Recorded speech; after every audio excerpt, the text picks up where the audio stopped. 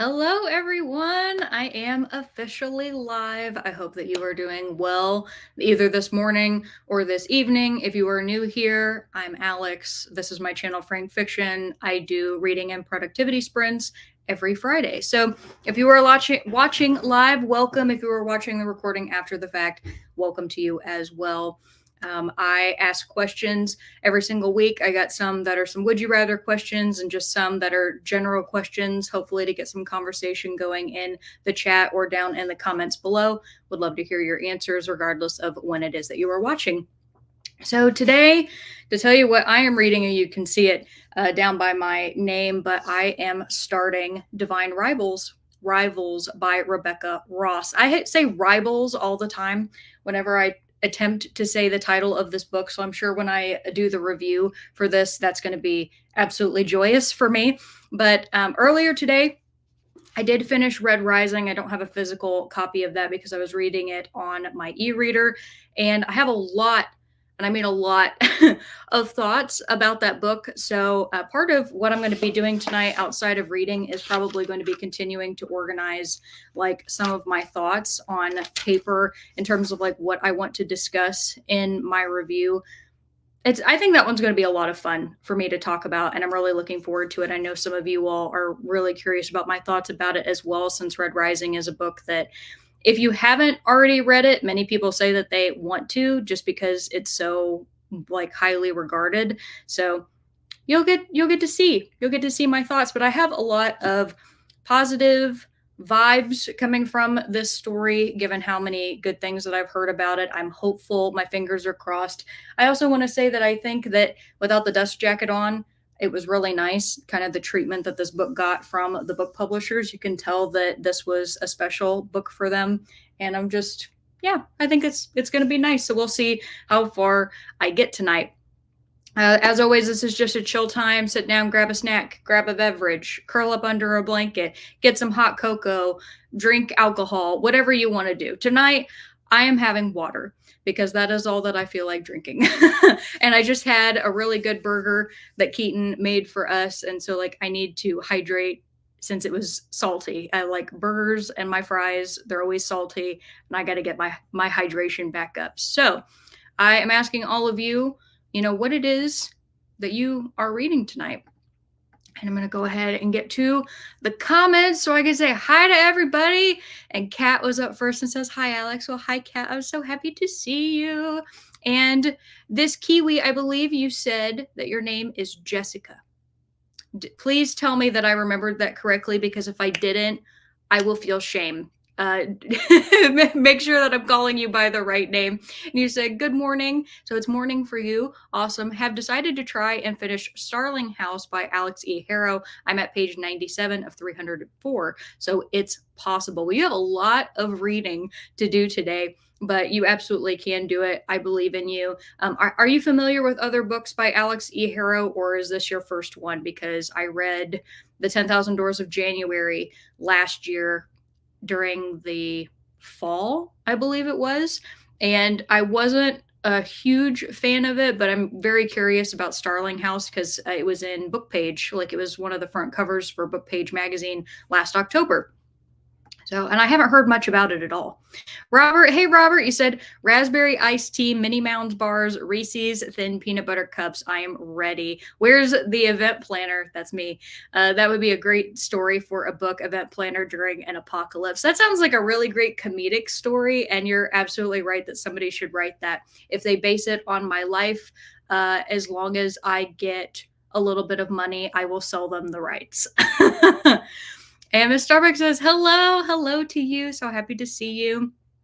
And Jessica says, I'm caffeinated and back in bed. Progress will be made today. So determined. I have already read 7 books since the start of January, though, which is really good.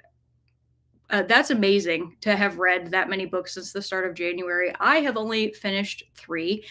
So Divine Rivals is my 4th for the year. So you are already well ahead of me, my friend. But I think that is awesome. Well done. Faye, you got your other account back. I'm so happy to see you. Welcome back.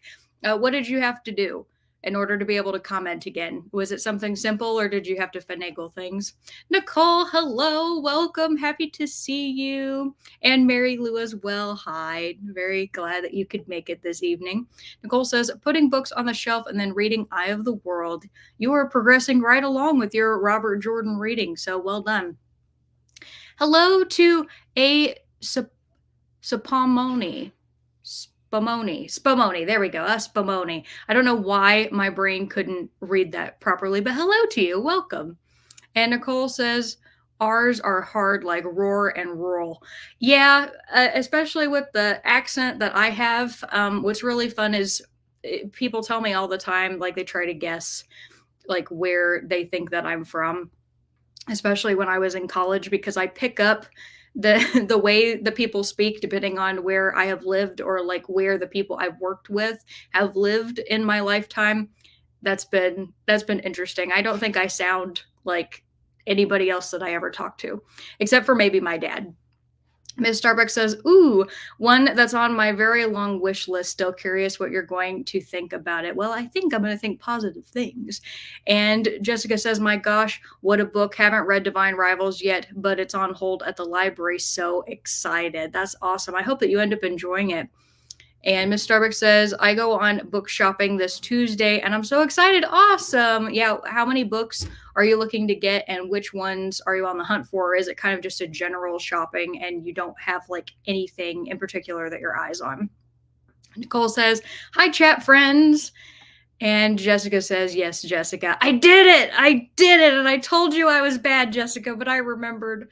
I can't guarantee that I won't have a brain fart sometime in the future because that does happen. Even with people I've spoken to many times, I occasionally just like, it's just gone. But I'm glad I remembered this time. Hooray.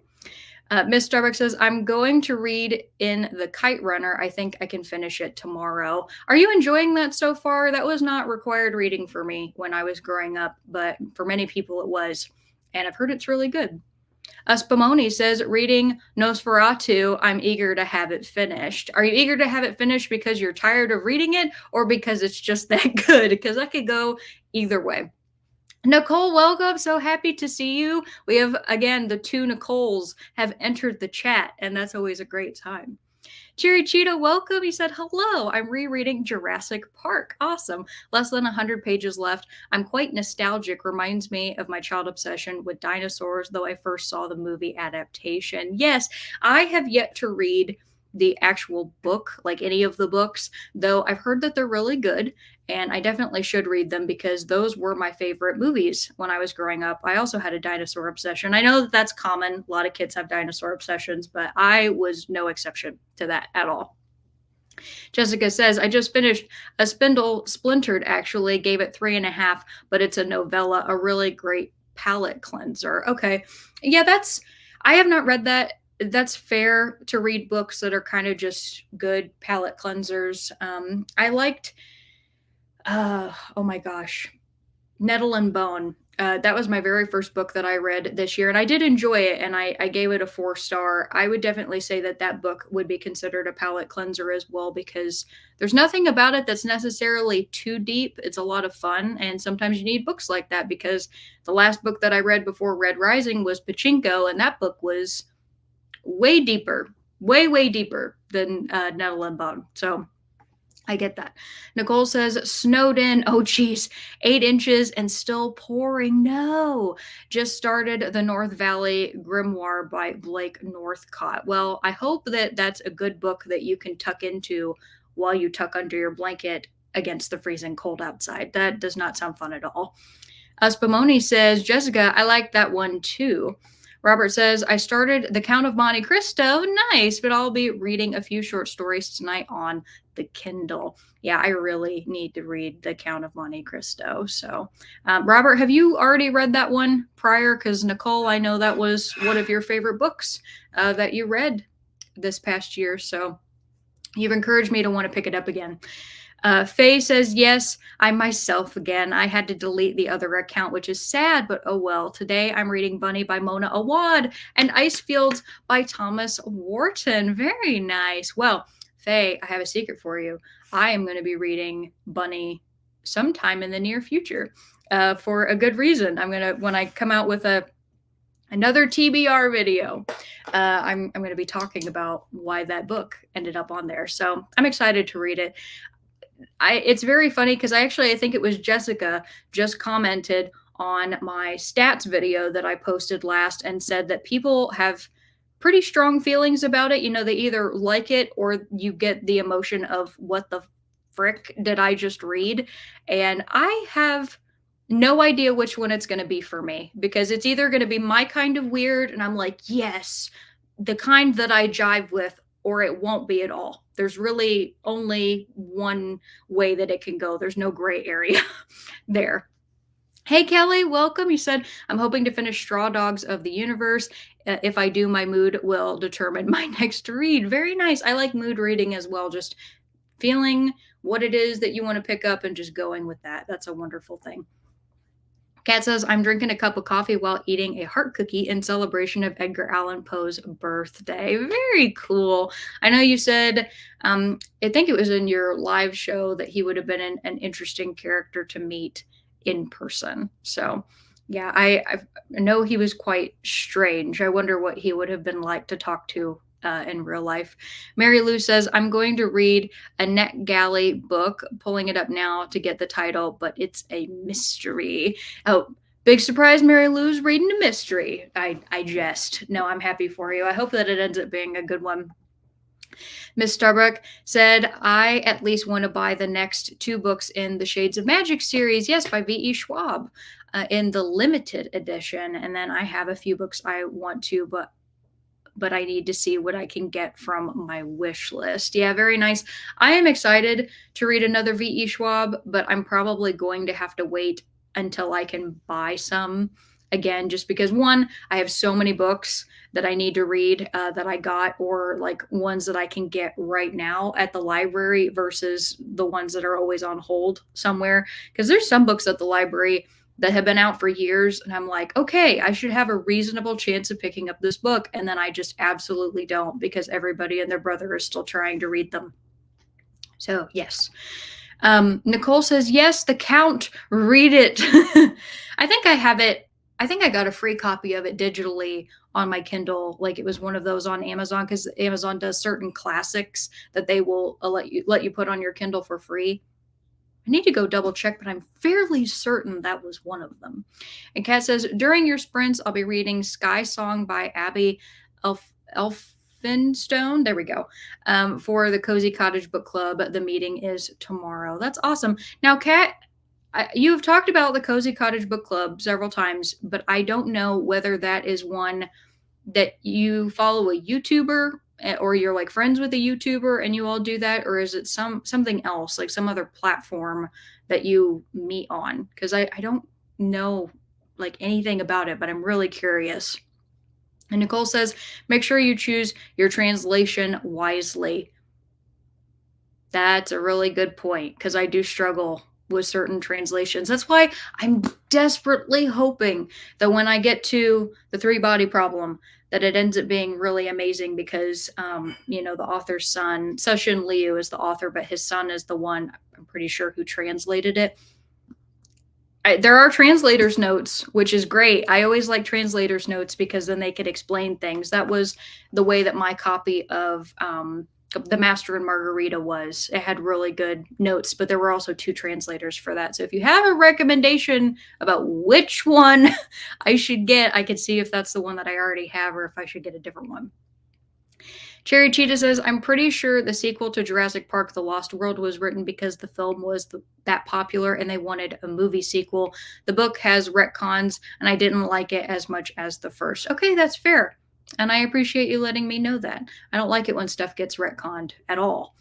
Faye says, Jennifer Brooks, a booktuber who recently passed away, thought that Bunny would be my kind of weird, so I'm reading it in her memory. Oh, rest in peace to her. It's a ride so far. Well, I hope that it does end up being your kind of book, because then that would be a really lovely way to remember another booktuber.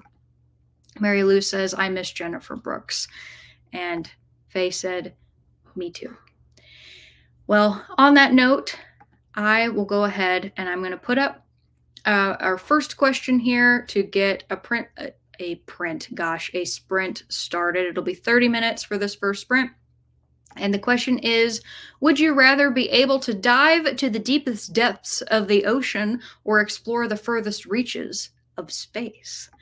Do let me know.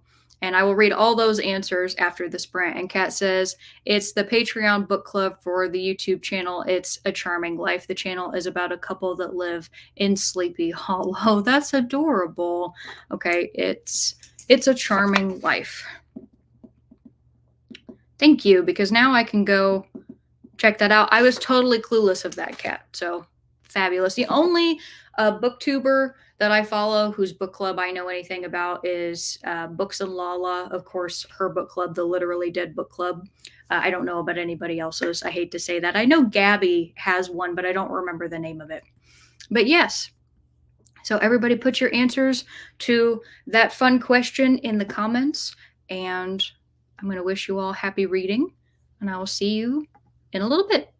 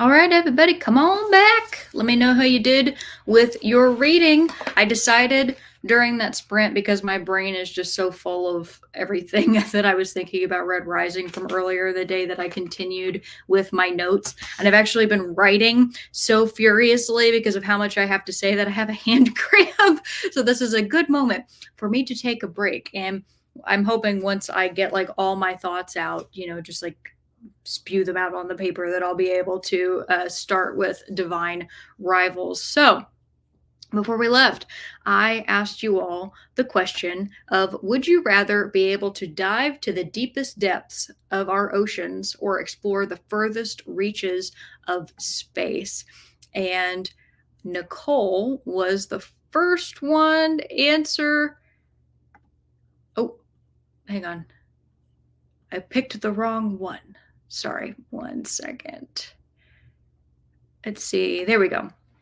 She said, ocean, so many creatures to see. Yes, one of the things I find so fascinating is that we know more about space than we do our own oceans. Like, if you look up how much of the ocean humans have actually explored, it's only 5%. And I know some of you are going to be like, there's no way it's only that much. I promise you it is. It's only 5% because of how much like water covers our planet's surface, and also because of how deep the oceans go. It's just absolutely crazy. So yeah, the amount of life on our planet that we don't know about, that's just living here, kind of a freaky thing, really. Mary Lou says, I think I would prefer to do the depth of the ocean. That would be fascinating. Faye says, I'm extremely phobic of both the ocean and space, so 10,000% neither. But in terms of reading, I love a good space adventure. Well, Faye, that is really fair. And one of the reasons I like this kind of question is because if you think about the ocean, it's really dark, it's really cold. Okay, there's a lot of pressure underneath the surface of the water, which makes it extremely difficult in order for humans to explore. And then when you look at space, it's really dark, it's really cold, and there's not necessarily a lot of pressure on the outside of a ship like as people are traveling through, but the distances to get to anything means that you're just in the vastness, dark of space without seeing anything potentially for a long, long time. And, I mean, how long it would even take us to reach Mars. A lot of people don't realize just how far away Mars is because of the way that our maps are with the solar system. So I think it's interesting because if somebody's, like, for example, afraid of space, but they're not afraid of the ocean, to me, the ocean would be equally, absolutely equally as terrifying. So your answer makes perfect sense to me.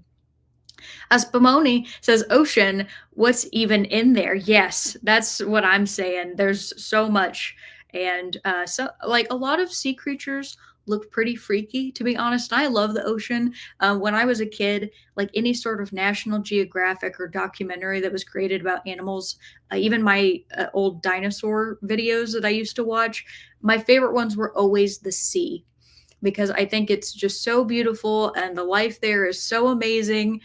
But I am deathly terrified of the ocean. Like, if you were to put me on a beach right now, I would get into the water, but the second that I couldn't touch, if I can't see like what's beneath my feet, I don't want to be there, because my brain immediately goes to all my childhood nightmares of something just coming up under the water, Jaws style, and just snatching me up. No joke, I really did used to have nightmares like that. And I might have one tonight now that I've been thinking about it. Cherry Cheetah says, I love the sea, ocean, and the space terrifies me. So this is a no-brainer. Diving and seeing the strange ocean fauna would be a dream come true. I love that. And Kat says, ocean whale. It'd be a whale of a good time. Ah, that's a good pun. That's really cute. Mary Lou thought that was funny too. Nicole says, for the Count of Monte Cristo, I used the Robin Buss translation. I liked it the best of the ones I looked at. If you don't have it, your library might. Currently, it's published by Penguin Classics. Okay, thank you very much for that pro tip, Nicole. I really appreciate it. Miss Starbuck says, I can't both? Well, that's fair, Miss Starbuck. It would be very difficult to choose between the ocean and space. So you'd have to pick one. Which one would you choose? Nicole says definitely space. And see, Nicole, I'm with you. I would also choose space only because when I think about it, I think of uh, Spock, from Star Trek saying like space, the final frontier. And that's kind of the way that I feel about it is it'll be the last place that humans ever explore. Unless, of course, we never actually get around to exploring our own oceans, and then maybe I'm wrong. Hello, Jim. Welcome. He said, did someone say books or fantasy or reading or any combination? Any combination of these, you are welcome to do here during the sprints. You can read whatever you like, talk about whatever you like in terms of books that you enjoy or genres that you enjoy. So that's the point of all of this. So welcome to you.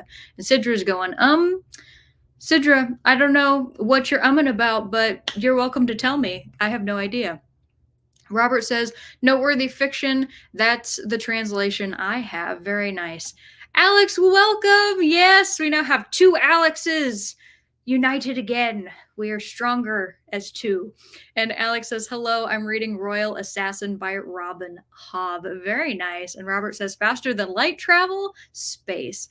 And I would say, yes, in this hypothetical scenario, because in order for you to be able to explore the deepest depths of the ocean, you'd have to have the technology that humans don't currently possess to be able to do that. And so, in order to explore the furthest reaches of space, we would also have to be able to go faster than humans can right now, which is extremely slow. So, yes, faster than light travel would be permitted. Miss Starbuck says, about the Kite Runner, for me, it's not a 5-star yet. It's going a bit up and down for me, honestly. Some parts are for me really tough to get through. Some parts are better. At the moment, a 3-star for me. That's a shame. That's a shame, but I understand. There was one book that I had to read when I was in school. And I was always, here's the thing, I was a dedicated student. I really cared, about like my grades and everything, but I was part of a book club in high school. And there was one book for the book club, totally voluntary, right? So it's not like I got a bad grade or anything, but there was one book, The Life of Pi, that we were supposed to read, and I could not finish it for the life of me. And it's such a like an award-winning and acclaimed book, and at least at the time I hated it. I have no idea how I would feel about it now. But The Kite Runner, some books, like, just because you had to read them in school doesn't necessarily mean that they're the book for you. I'm curious about that one though, because I have no idea. Alex says, I don't want to go to space or the ocean. They're both horrifying places. So Alex's answer is neither. And Faye said, I read 20 pages of Bunny. I'm about 70 pages in. Very nice. I wonder at what point in that book it just becomes the weirdest point it will be. Like if it starts from the beginning or if it progressively gets stranger. I would assume with most books like that, they get weirder as they go on. Let's see, Jessica says, I would travel space. Yes, so much knowledge to obtain, and I don't like water.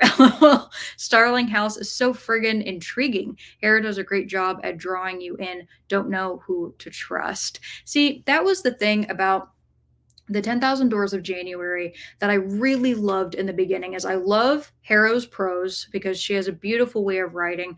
I loved her characters. I liked the mystery as well of the beginning of that book. And then as the book continued, it became less and less, I guess you could say, the story that I felt that we were promised. And so I wonder with that one, like maybe that one's better. I don't know. I mean, after all, like the more an author writes, the better hypothetically they would get, right? So I might end up trying her again. I wouldn't be opposed to it because maybe I just got one book that I didn't like as much. It still got a decent score. It was I'm pretty sure I gave that one a 3. And Nicole says 12 pages read and all books on the shelf. Very nice. Great job. And Nicole, also, I wanted to tell you, you're having excellent success with your sprints on Mondays. Like you had a lot of people at your last one. So congratulations. That's awesome. Alicia says, hello. This is such a hard question. Ocean. Well, you know what? Even though it was hard, you still had an answer. So nice. Cherry Cheetah says, only 30 pages left from Jurassic Park. Next sprint, I'm finishing it. Very nice. That's awesome. I love it when people come here and can get things done and be productive. Nicole said, how are you liking it, Robert? Were you the one who said they're currently reading it? And he was. Yes. Kelly said, I read 20 pages. I would choose space because one, space is so cool. Yes, it is. And two, the idea of the unknown ocean creature is so scary to me. Yeah, I agree. And the other thing, too, I guess one of the reasons I really would want to be able to explore space is I know that there's life on this planet, but I want to find life on other planets and like put around and look and see what's out there. And I can't do that from the confines of the ocean. And Kat says, Alicia, kissy face. Nicole says, I have two perfumes that smell like outer space. Actually, one is space and one the moon. I definitely want to smell space in person. Well, Nicole, really funny thing about that is astronauts will tell you that space smells like bacon or some type of like burning meat because of like something to do with the ozone. I'm not entirely sure, but there's like one really famous astronaut who was up in the International Space Station. He'd have to go out and he would have to work. And whenever he came back in, into the airlocks, he's in his spacesuit. And when he would start being able to take off his spacesuit, he said that it smelled like, yeah, some type of burned meat. I don't know why. I don't know, but you could definitely look that up if you're more curious about it. Definitely doesn't sound as nice and refreshing when you put it like that, does it? And then Miss Starbucks says, read 14 pages in my book, but I did some Bible journaling at first. Well, very nice. And Kat says, anyone else having trouble direct messaging through Instagram, tried phone, laptop, and iPad? I haven't tried to direct message here recently, Kat, but I might see if I can send you one during sprints.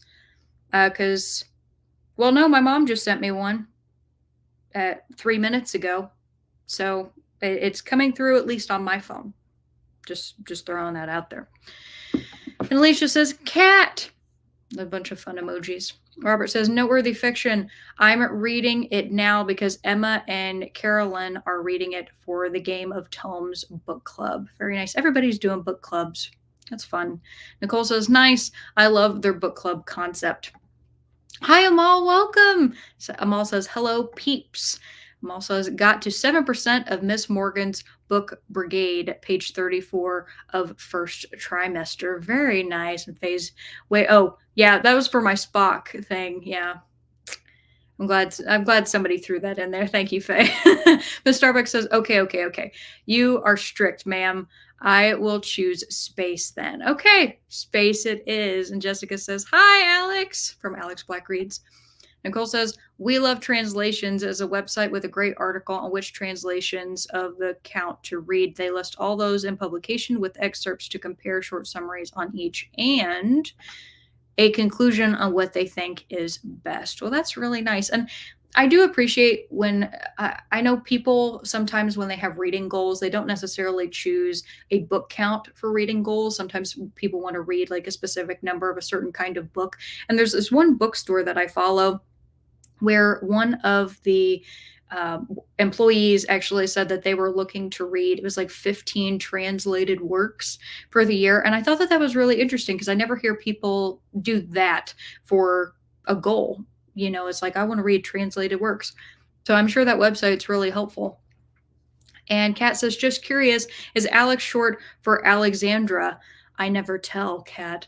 You know why? I don't like people knowing my full name. I have had many, I'm weird about it. I actually was just telling Keaton this the other night.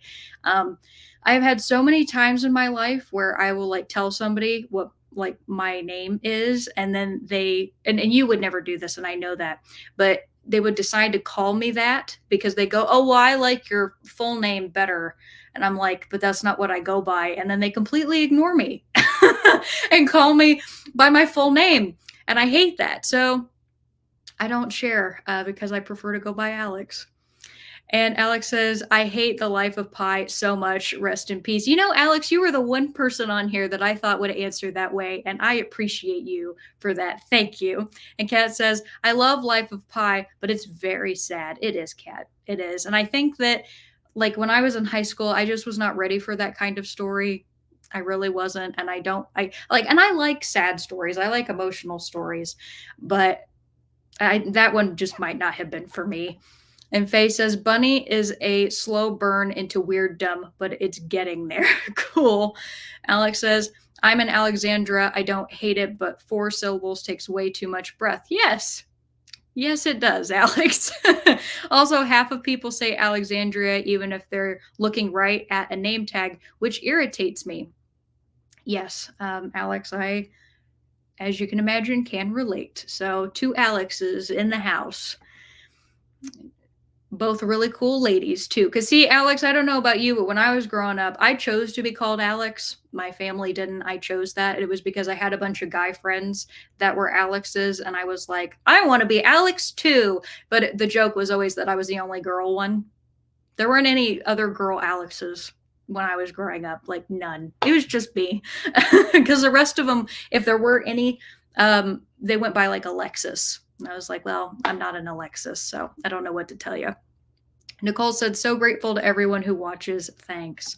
Nicole said, I'd say based on the perfume, like warm rubber with a hint of orange, though the orange may be the moon. The moon smells like citrus.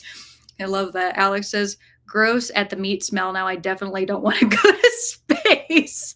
Cherry Cheetah says, space is not vegetarian friendly. No, apparently it is not. Alicia says, if you ask me tomorrow, it may be space. I'm obsessed with both. Well, that's fair. It's very fair. It might be a mood thing. Nicole says, maybe it's more burning rubber smell like tires on pavement.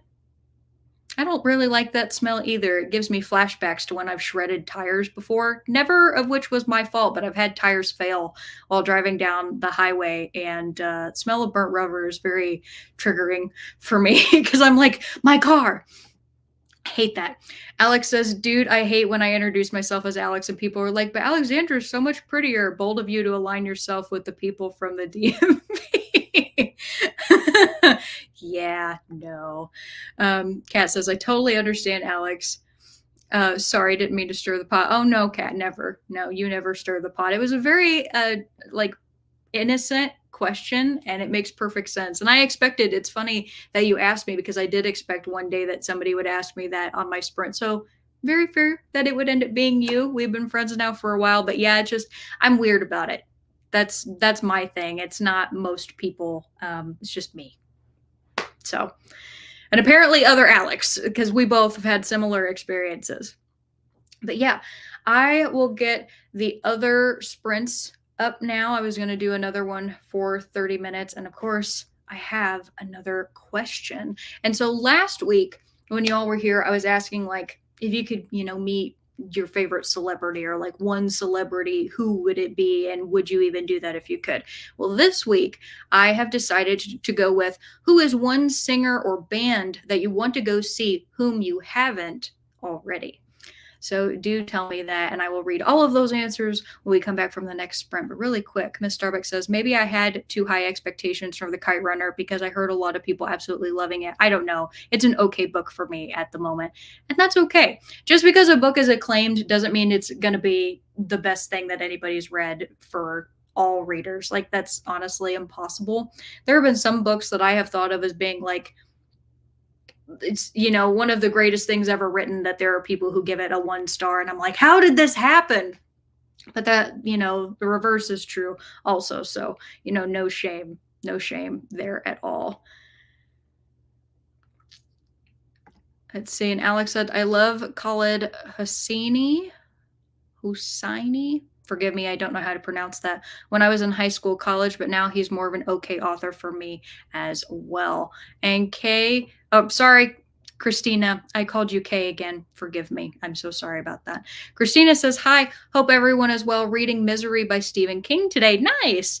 For a buddy read and maybe getting things done. Starting supper now, sharing some reading with friends. Love with the like. Thank you so much, Christina. I appreciate that. And Misery was a good book. I enjoyed that one. Is this your first read through of it, or are you rereading it? But all right, everybody, I'm going to get the sprints up here, and I will see you on a little bit. Happy reading.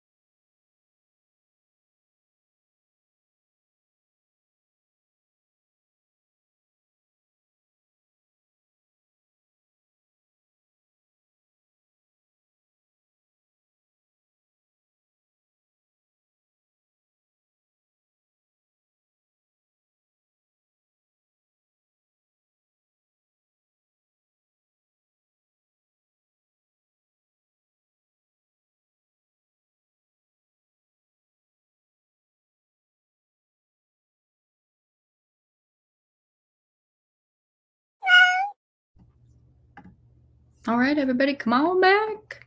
Let me know how you did during that sprint.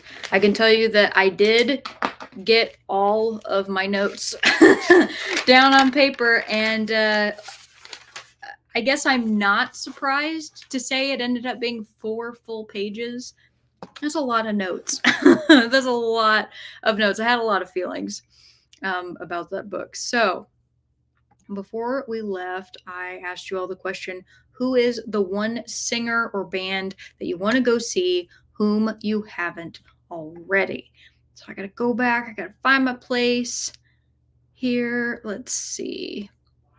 Christina said right before we left that Misery is a reread, but it was over 20 years ago. Okay, that you last read it. So, yeah, almost like the first time. LOL. That's awesome. I remember I experienced the movie, or at least part of the movie, when I was, oh gosh, I was probably like a tween. I don't remember exactly how old I was, but I didn't like horror back then. It like skeeved me out. I still have an issue with it sometimes in movies. There's something about books where it can be a lot more palatable for me. But I just remember watching that and being like, this is so hard to watch. And there were some parts of that book I got like really squeamish. It was a great story though. Mary Lou said, I am blanking on singers bands. Lauren Daigle, is that right? I would like to hear her. Awesome.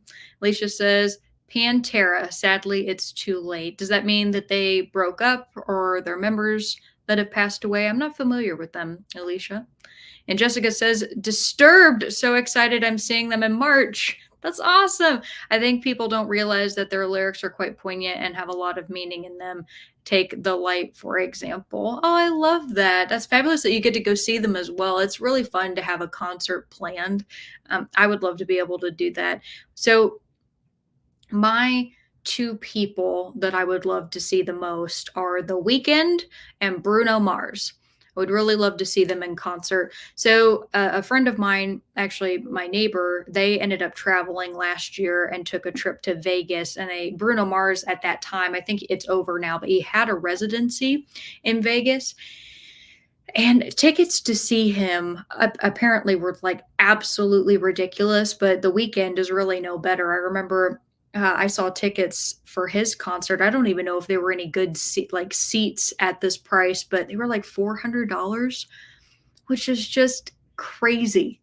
It's crazy to me. But I haven't been to a concert in a long time. Like some members of my family, they go to multiple concerts a year because I love to sit like in the grass areas of like one of the venues and just listen to all these different, singers and bands, but they go for pretty reasonable prices. $400 is a lot of money to see anybody, especially if you can listen to their songs at home, right? But there is something about the live experience.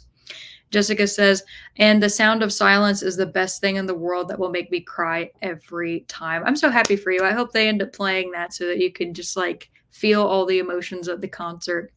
Spumoni says, always want to see Prince. Oh, always wanted to. RIP. I'd like to see Hozier. Yeah, Hozier's really awesome. Prince would have been great to see in concert. So I know that's sad. Won't be able to. Faye says, I love watching YouTube reactions, hearing Sound of Silence for the first time. Love that. Miss Starbucks says, I would love to see Gentry live someday. They are so amazing. Nicole says Prince or The Killers. Very nice. So Jessica says, Faye, yes, it's always a bit of a shock. You also said Sound of Silence, best listened to with noise canceling headphones. Just I'm assuming just for like the full immersive experience. Alex says, my answer last year would have been the Postal Service, but I finally got to see them on their 20th anniversary tour. So cool. So I have to choose Oomph. Their lead singer left, though. Oh, that's a bummer. Bands sometimes really can't recover depending on what, member ends up leaving. Faye says, I'm going to say Celtic Woman, preferably a reunion concert with the new members plus the original members. Nice. Hello, Jamie. Welcome. Jamie says Josh Groban, but I would love to see him at a smaller venue. I never enjoy stadium shows much because of the crowds and chaos. And that's honestly really fair. I had actually forgotten until you said that I did see a concert with Keaton last year that was at a much smaller venue. Because see, I was thinking concerts also of like big place, lots of noise, just like you're going to be deaf by the end of the night. And we ended up going to see one last year that was just, it was a lot of really chill people, and nobody was pushing, nobody was shoving. We had a really great spot. It was standing room only though. That was the only thing. Like I even had a hard time, and I felt like I could handle it. I had a hard time standing on the concrete during like a 4-hour concert with no place to sit down, and I refused to move because I didn't want to lose my place. I knew as soon as I moved that somebody would want to go like right up to the front row where we were, and I was like, nope, not going to do it. Small venues are great. Robert says, band, I'd love to see Killswitch Engage. Cool. I haven't heard of them. That's a nice name. That's an awesome name. Jessica says, just read another chapter of Starling House. Time for some kind of lunch. Not sure if the book you read has this, Alex, but Starling has some beautiful art through its pages. No. So actually, I have it right here. The 10,000 Doors of January does not have any art in it. The most artsy fartsy thing is in here is that it has deckled pages, which I love. I do love a good deckled page on a book. I guess you could say like the chapter headings have something, but I'm assuming that you mean that there's like actual illustrations in there, which sounds really nice. So I have to check that out. I know I like the cover a lot. The cover of Starling House is beautiful. Let's see. And Kat says, Disturbed. If all goes well, my hubby and I will be seeing them in February. So cool. Cherry Cheetah says, book finished. Yes, you did it. Book journal updated. That's even better. I'm glad it holds up. Even the translation into Czech wasn't as bad, despite few very noticeable hiccups. That's awesome. Yeah, translations are just so tricky. And I always feel like if I ended up not appreciating a story, especially if it's really popular, because I felt like the translation wasn't that good, I'm like, am I disliking the story, or am I disliking the way that it was translated? And is that fair? Like a good representation? So I'm glad that overall it was good. Mary Lou said, must go. Pizza was just delivered. We'll try to come back later. Well, thanks, Mary Lou, for hanging out. Hopefully you can return after you've eaten delicious Italiano. And Jessica says, Kat, love, if we end up on the same sprints again, you will have to let me know how it goes. I plan on hanging around here every week for a while. Oh, I love that. I would love for you to come back, Jessica. Thank you so much. And Kat says, sure, I attend Alex's sprints every week. And she does. You know, even when she was driving back and forth to go visit her mom, Kat had me on in the car. I just love you all. You're so wonderful. Kat's been here since the beginning. Faye says 19 pages of Bunny and the weird is rapidly escalating. Oh, yes. I'm hoping it's a good kind of weird. It like remains your kind of weird.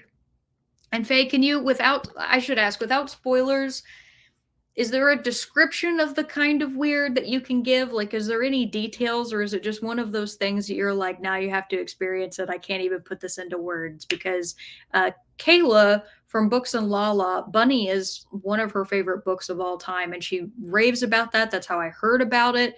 And she likes weird stories, but very specific ones. And the thing that I worry about is she was a huge fan of House of Leaves by Mark Z. Danielewski. Yes, I believe I got that author right. She loved that book, and I did not. So I doubt that they're anything similar, but if they're the same type of weird, I'm worried that I won't like it. And Kat says, I got no reading done, which is okay. I was troubleshooting Instagram issue, finally deleted Instagram app and reinstalled it. Weird. That is weird. Sometimes phones and laptops and whatnot are just so odd. You got to wonder why they have hiccups. Cherry Cheetah says, by the way, I don't like having more than one translator's note in my books. Feels lazy. I studied translatology. Is that a real thing? Am I ignorant? Are you kidding, or is that real? Please tell me that's real. That would be so beautiful. Please tell me that's real. Nicole says ate dinner, Swedish meatballs and broccoli, and read 14 pages. Very nice. Every time I hear Swedish meatballs, I always think of IKEA. Hate to say I don't enjoy their Swedish meatballs, but there's something about that specific kind of meatball that my brain automatically goes to IKEA, which I love. That place is awesome. Nicole says, so many notes. I know, just a plethora of notes. Kelly says, love that you have so many notes. I read 21 more pages, only 8 more pages to go. Well, thank you, Kelly. And 8 more pages is awesome. You're almost there. Jamie says, hi, just getting settled in to read after a stocking shift at the food pantry. Oh, do you volunteer at the food pantry? I have done that before, and it's a really great cause. I love that. Kelly says, I would see Blue Eyes. Their music really helped me when I was going through the process this past year of finding out I had a chronic illness and getting it managed. Well, I'm really sorry to hear that you are dealing with that, Kelly, but I love that you found something to connect to that can help you have a sense of peace. That is really important. Cherry says, oh, I forgot about the question. Well, I would like to see Eurovision Song Contest, not just on TV, but be there live. Oh, that's fun. Have you ever read Space Opera, Cherry Cheetah, which is basically Eurovision meets Hitchhiker's Guide to the Galaxy in book form? I love that book. It's got a very divisive audience. Like, people either loved it or they really didn't, and I was one of those people that loved it because I thought it was hilarious. Nicole says, The Weeknd and Bruno, good choices. Thank you. I know that I just love their voices, and they're both so fabulous too. Like, you look at them and they're just smooth, especially Bruno Mars, because that man can dance. He can dance like nobody's business. Miss Starbucks says, read 16 pages this session. Awesome. Jamie says, I used to see 20 to 30 shows a week as a music blogger. I remember you talking about that. Yeah, because you got to actually interview the band members, which is awesome. But I was present, always got in free, usually local, but some national touring bonks. That's really cool. That's really, really cool. Spumani says, Cherry Cheetah, yes, that would be so cool.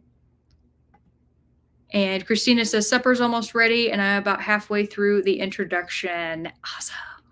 Miss Starbucks says, Westlife would be cool as well. Kat says, I also ate dinner, leftover potato soup.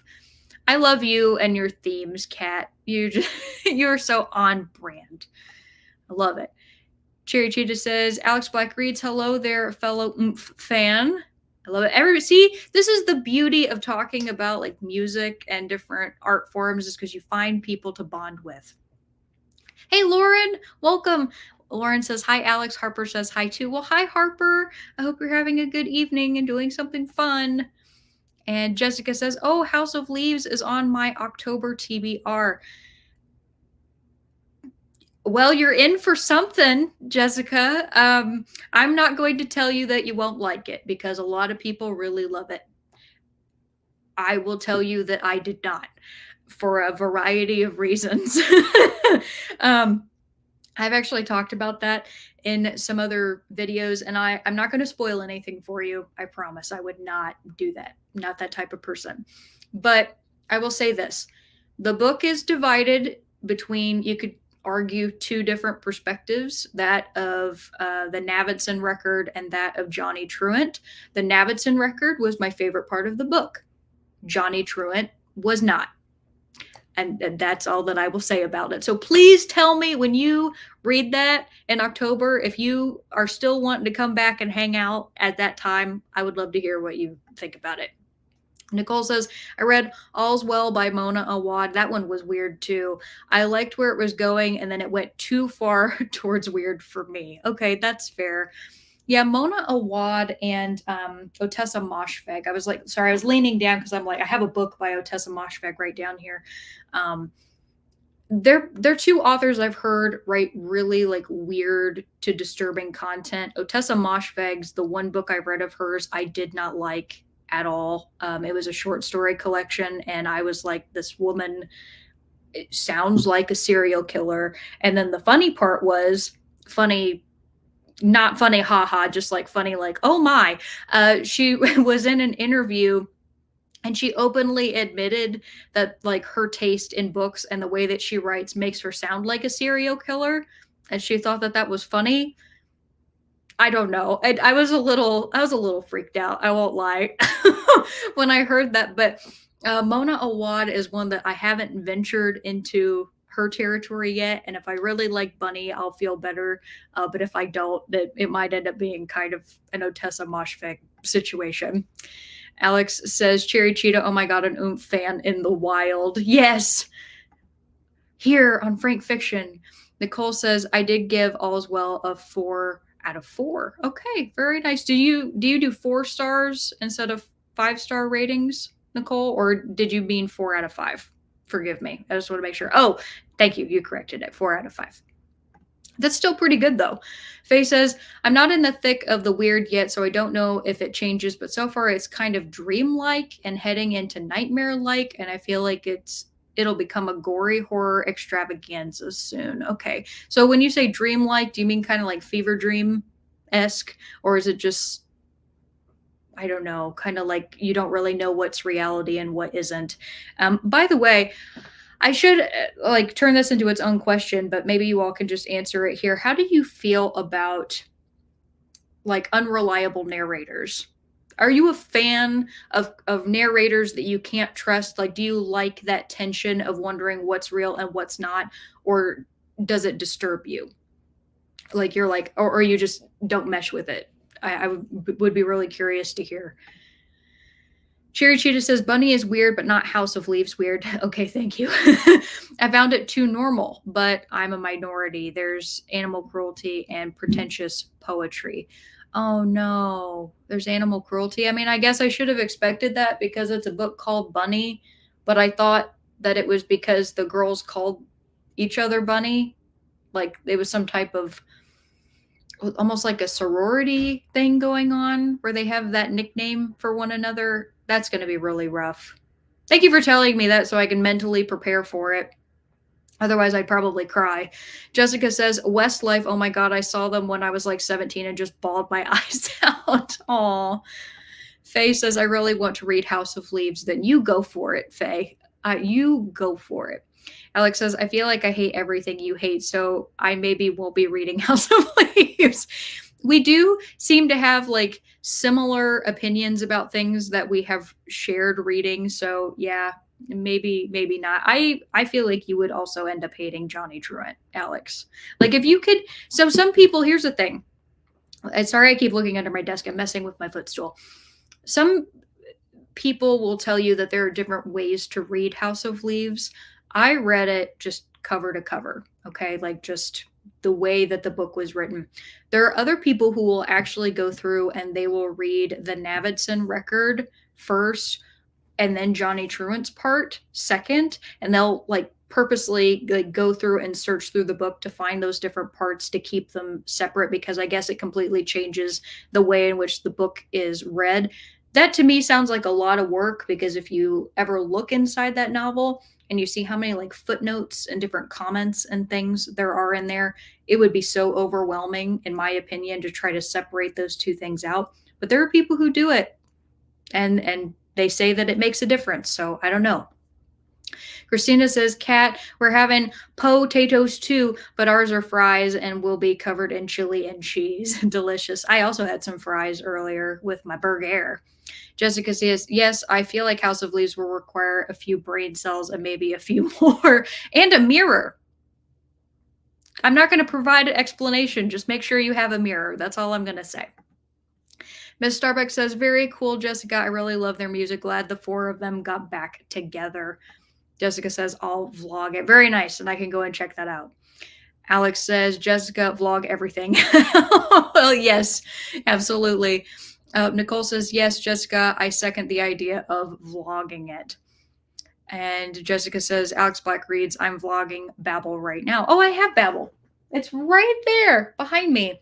I want to read that as well because it was so again, just one of those books that everybody seemed to be talking about when it first came out.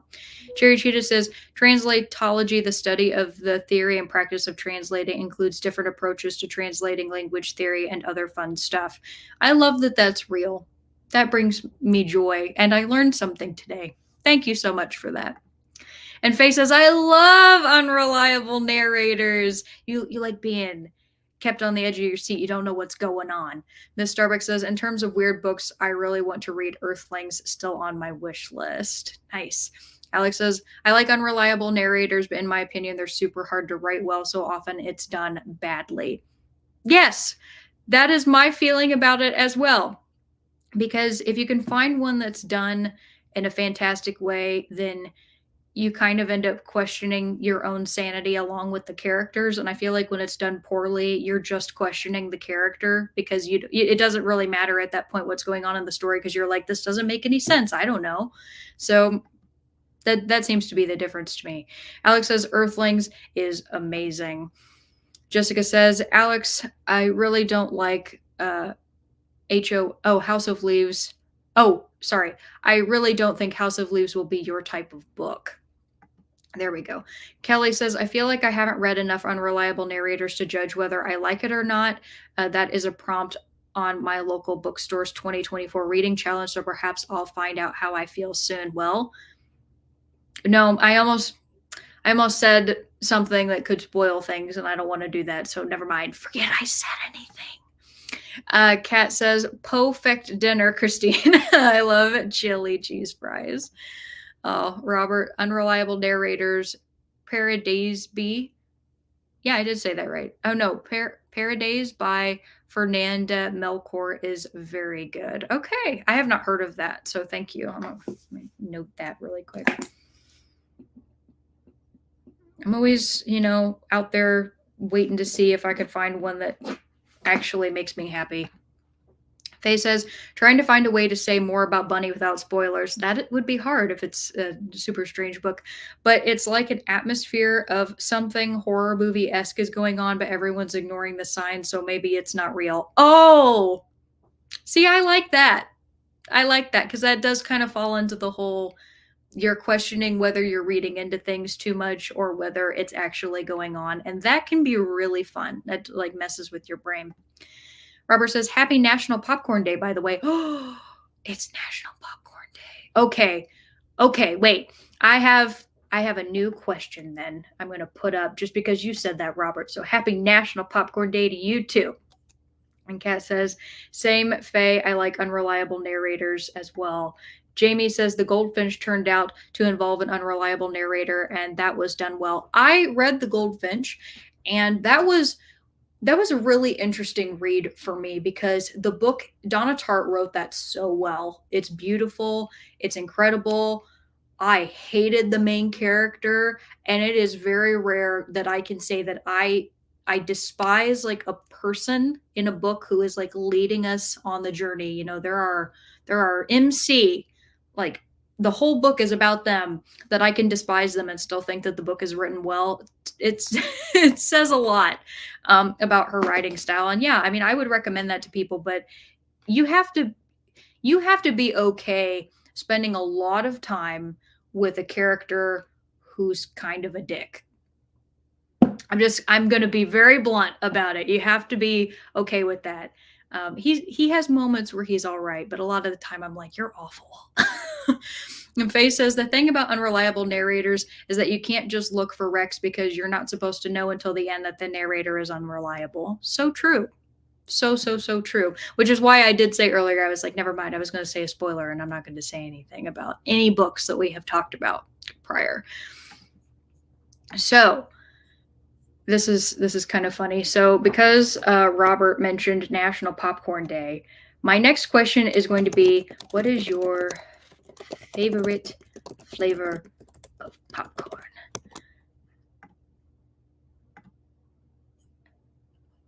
And I'm going to put that up there. And that is our next question for our next sprint.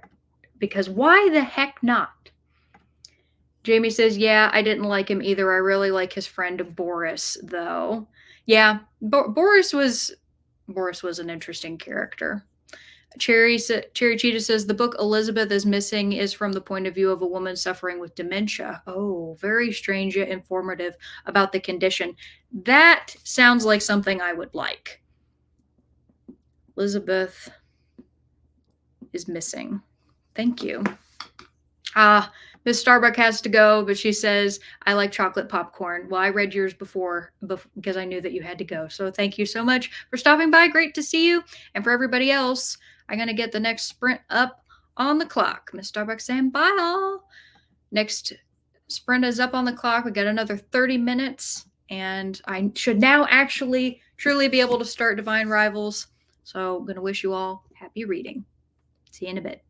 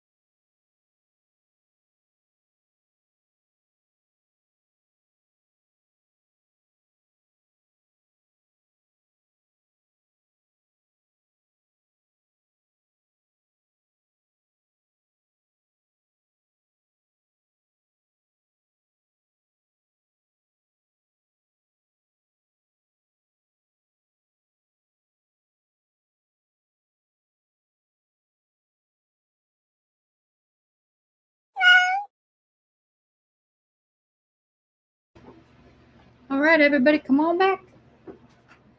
Turn my little heater off here. How did you do? I made it to page 16, so not too shabby, if I do say so myself. So let me know how you did. Before I left, I just asked the question, what was your favorite flavor of popcorn? Since Robert said that it is like National Popcorn Day, which is really awesome. And I got to get back to my last one. So Faye answered, I always want popcorn plain, which makes me a very poor popcorn eating companion. You know what? Plain popcorn, honestly, Faye, to me is good because you don't get overwhelmed by the flavor and it's a lot healthier for you. So you can eat more of it. So really, it's just an excuse to be able to eat more popcorn. So I support that. Ace Bumani says, I like traditional movie theater butter popcorn best. I have to go. Thanks for the sprints. Take care, everyone. I'm sure you're gone by now, but I am really glad that you were able to come.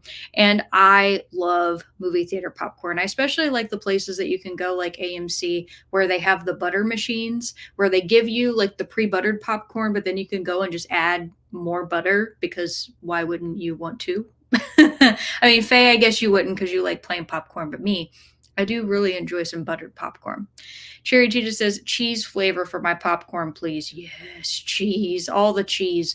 The saltier, the better. Sweet popcorn is a hellish torture for my taste buds. Yeah, I am also not a big sweet popcorn person. Like, I don't really care for caramel corn at all. And kettle corn, I liked it more as a kid, the kind that you could put on the stovetop and then it, had like the foil that would bubble up because I thought it was really fun to make when I was younger and like my mom and I would eat it, but it was never really my thing. If I had to choose, I would prefer a savory popcorn for sure. And Robert very emphatically says bacon cheddar popcorn. I have never had bacon cheddar popcorn, but I'm sure that that would be pretty good. Definitely love the cheddar though. Hey, Zach, welcome. Glad you could make it. Zach says fresh movie theater popcorn or sweet kettle corn with toasted almond slivers. See, I have never had kettle corn with almond slivers. It probably is pretty good though. I mean, if you like sweet popcorn, that sounds like a reasonably healthy snack to me. I'm going to choose the movie theater popcorn for me though.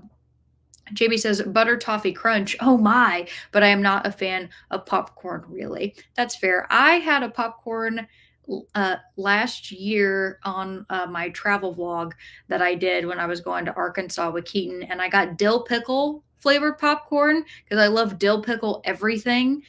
And it was actually pretty good. I enjoy that. Like I like a salt and vinegar taste. Like those are my favorite potato chips. I don't eat a lot of chips. I'm not really a chip gal, but if you put Lay's dill pickle potato chips in front of me or Lay's salt and vinegar, it's all over. I'm eating them until my mouth hurts. That's just the way that it works.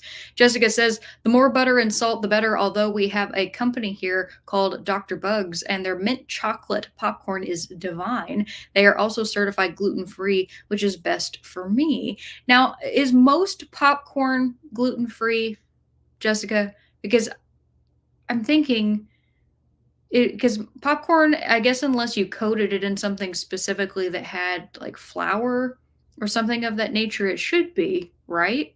But I'm ignorant of that, admittedly, because I don't have celiacs and I'm not gluten free. So do educate me. I would like to know. Nicole says kettle corn. All right, Nicole's going for the sweet corn. Nicole says, or sugar popcorn like they serve in England when I visited. I did not have that when I went to England. I didn't even know that sugar popcorn was a thing.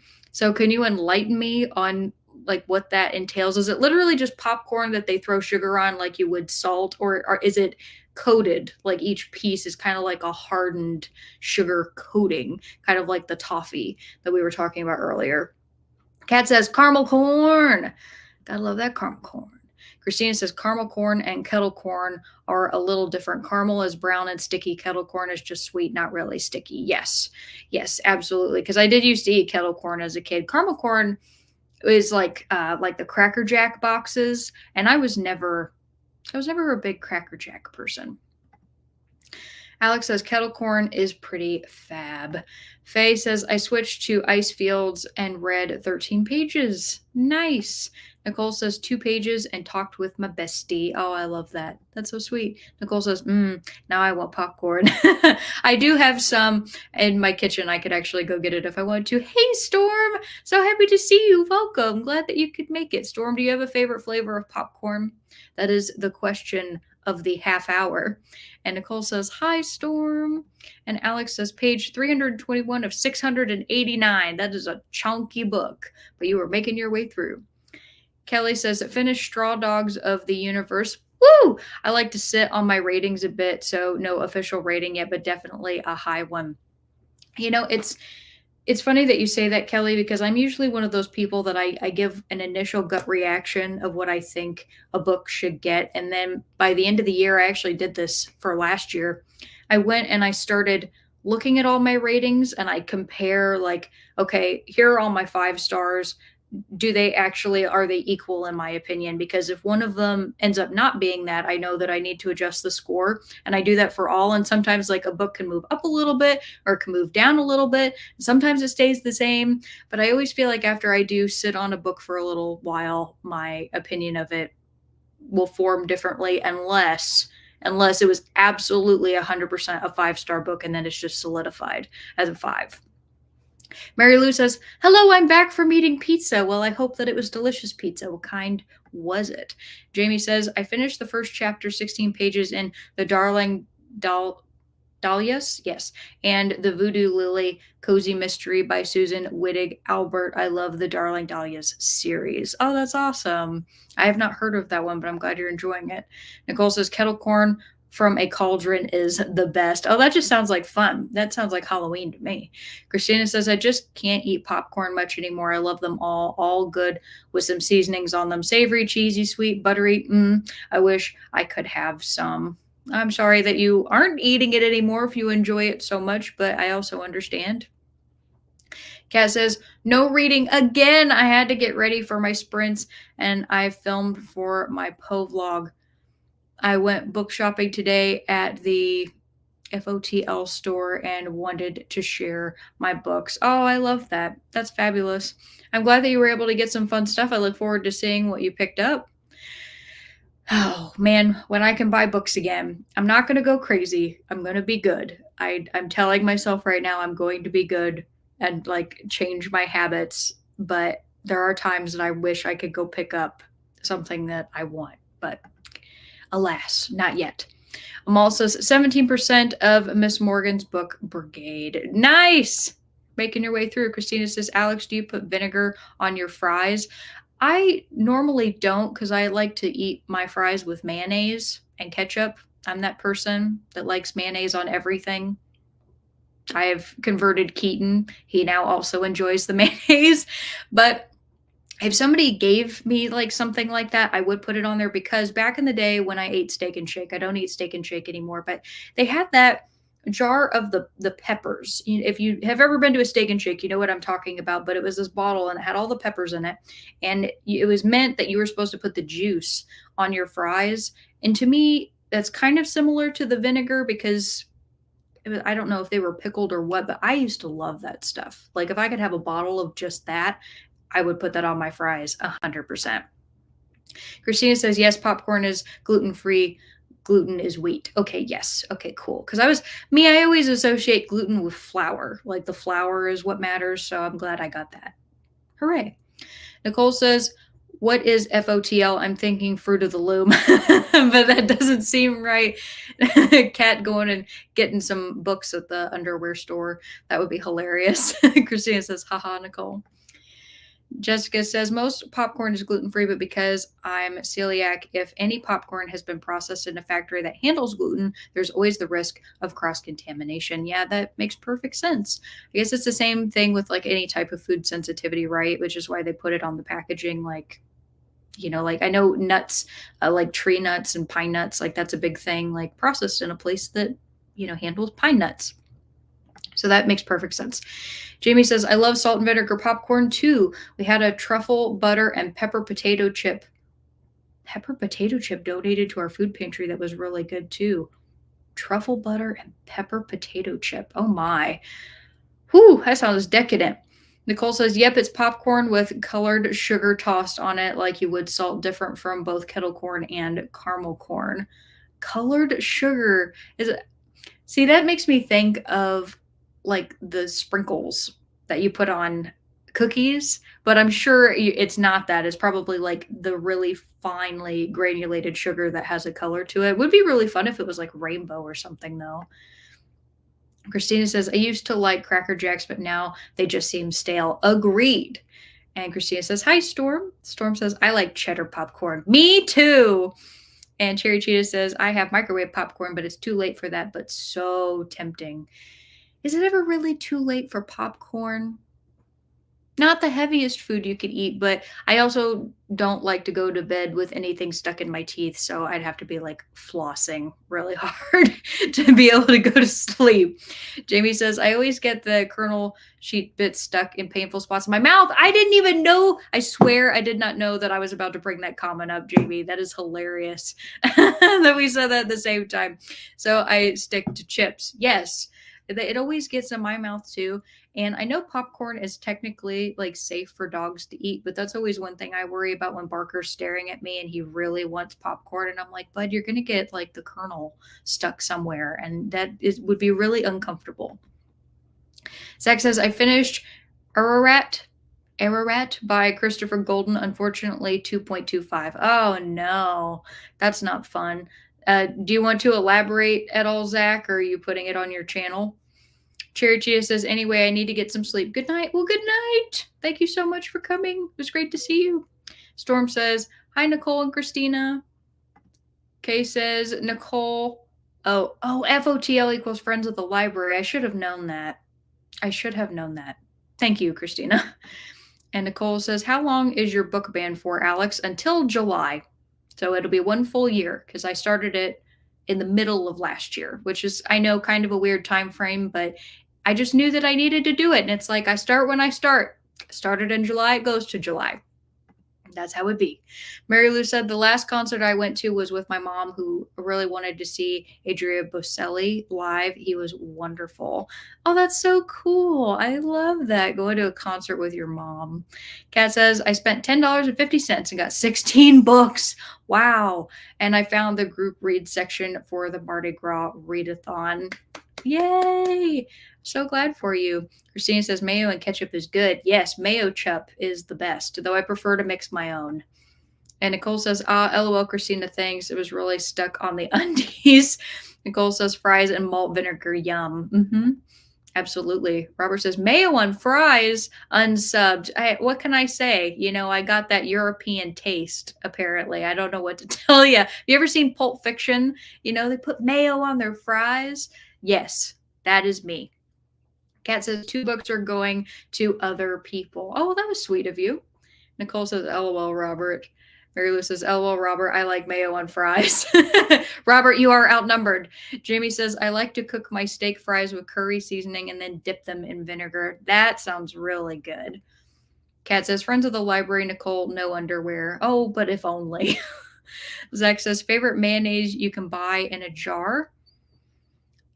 I won't lie, like Kroger mayonnaise, like in the squeeze tube, to me is really good because it has a slit that is meant for sandwiches, like sandwich spread, instead of having like the circular that kind of just like dollops it everywhere. It puts it in a nice like layer on your sandwich.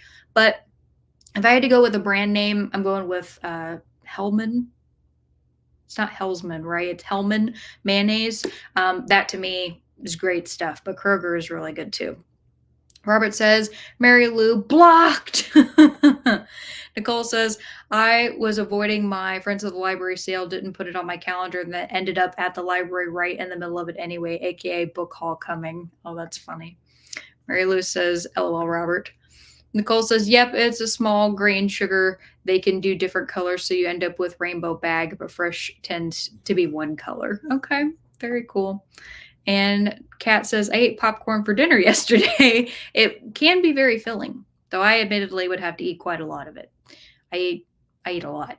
You would be surprised. I really like food. Nicole says, heading to kitchen to pop some corn. Well, enjoy.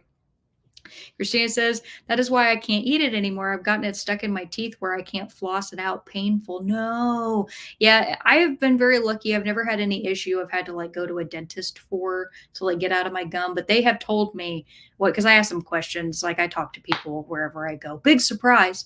And they tell me that that's one of the most common reasons people will come in when they get something stuck is because of popcorn. I'd hate that. Nicole says, Adria Bocelli, I learned Italian so I could understand him in real time. Oh, I love that, Nicole. That's so cool. I wish I knew Italian. Christina says, oh, I would never buy it pre mixed. I am a ketchup snob. Yes, that's fair.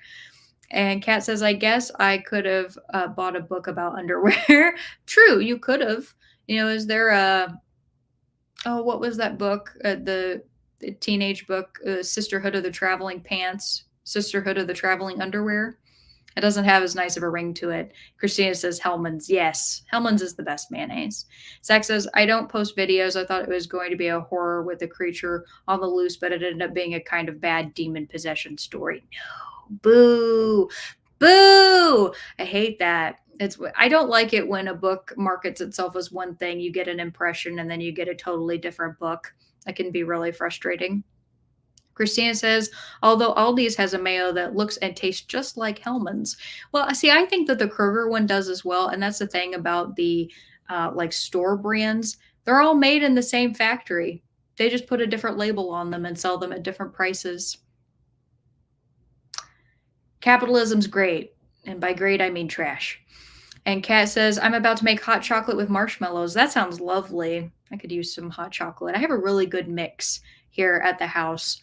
It's one of those like, I don't want to say artisanal because it's not, but it's kind of more of like a family brand of hot chocolate, which to me tastes better than the Swiss Miss stuff. So don't know what you're having, but I hope it's tasty. Oh, yes, Nicole said, or Captain Underpants. I used to read those as a kid. I like every single year when the Scholastic Book Fair came around, I used my money to buy from that. The Captain Underpants books, and my mom hated it. She hated that I spent my money on those, but I thought that they were funny. And I liked flipping the pages back and forth randomly. So they were really well marketed to children. I never saw the movie. I was too old for that, but apparently people thought it was really funny. Oh, so thank you all for that. That was a great conversation. With that, I will put up the next question and we can start the next sprints. And I'm probably going to have to go get more water. So, my next question is, would you rather have all your food spicy or slightly sweet? Do tell. Do tell. And Kat says, my son Andrew has Captain Underpants. That's awesome. Oh, and Jamie says, I came home from the food pantry with cinnamon vanilla ground coffee, so I'm about to make coffee. Oh, enjoy.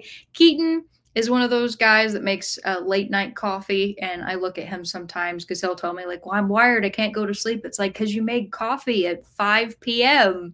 So I can't do that. I'm not, I'm not one of those people, but he certainly can. All right. So hope you all enjoy that question. I think this will be a fun one, another fun one to hear the responses. So I'm going to go ahead and get the sprints up. I have my cat running in the background on accident. Got another 30 minutes up. Happy reading. I will see you all in a little bit.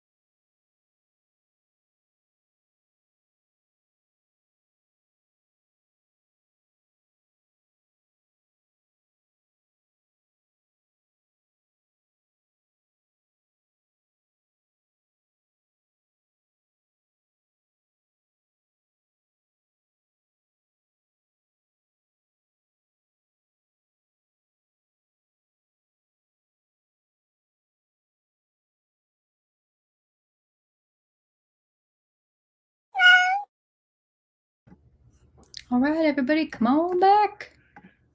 Let me know how you did. Well, I was about to say I have a guest. I had a guest. Bubby was up on my lap, but then I had to turn my fan off and he got mad at me that I moved him. So he decided to leave me. He's over in my chair now. I made it to page 26. So I didn't get a whole lot of reading done. But I like the writing style so far. It's quite elegant.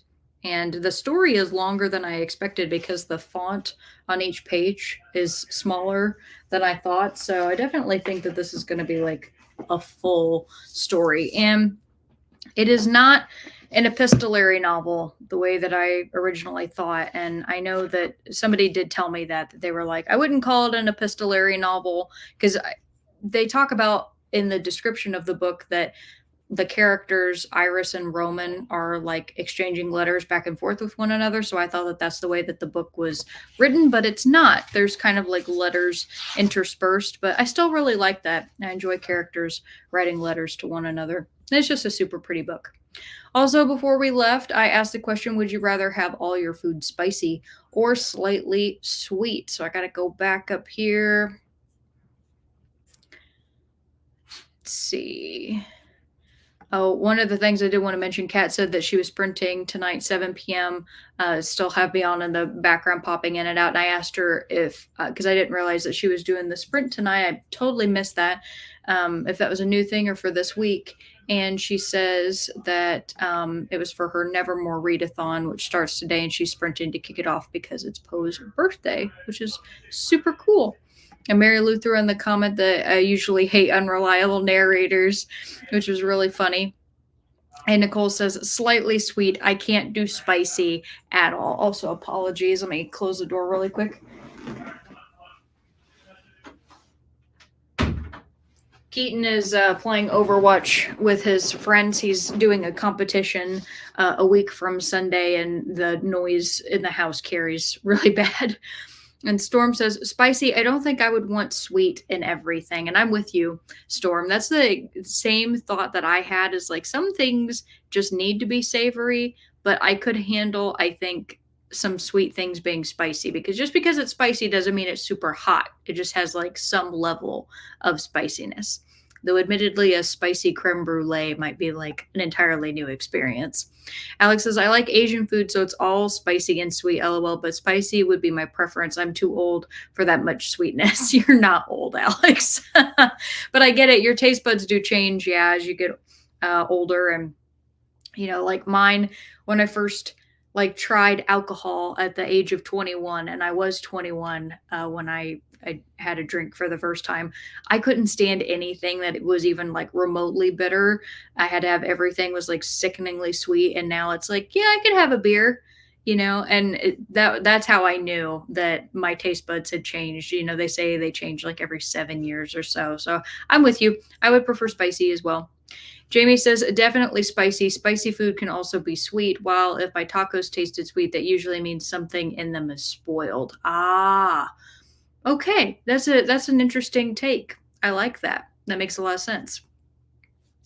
Oh, Kat was talking about her sprint. She said, probably will overlap by an hour. I scheduled later to not interfere too much with your sprints, which was just really sweet of her. And I let her know that. I'm not sure, like she said, she might still have me on, but she might be talking too.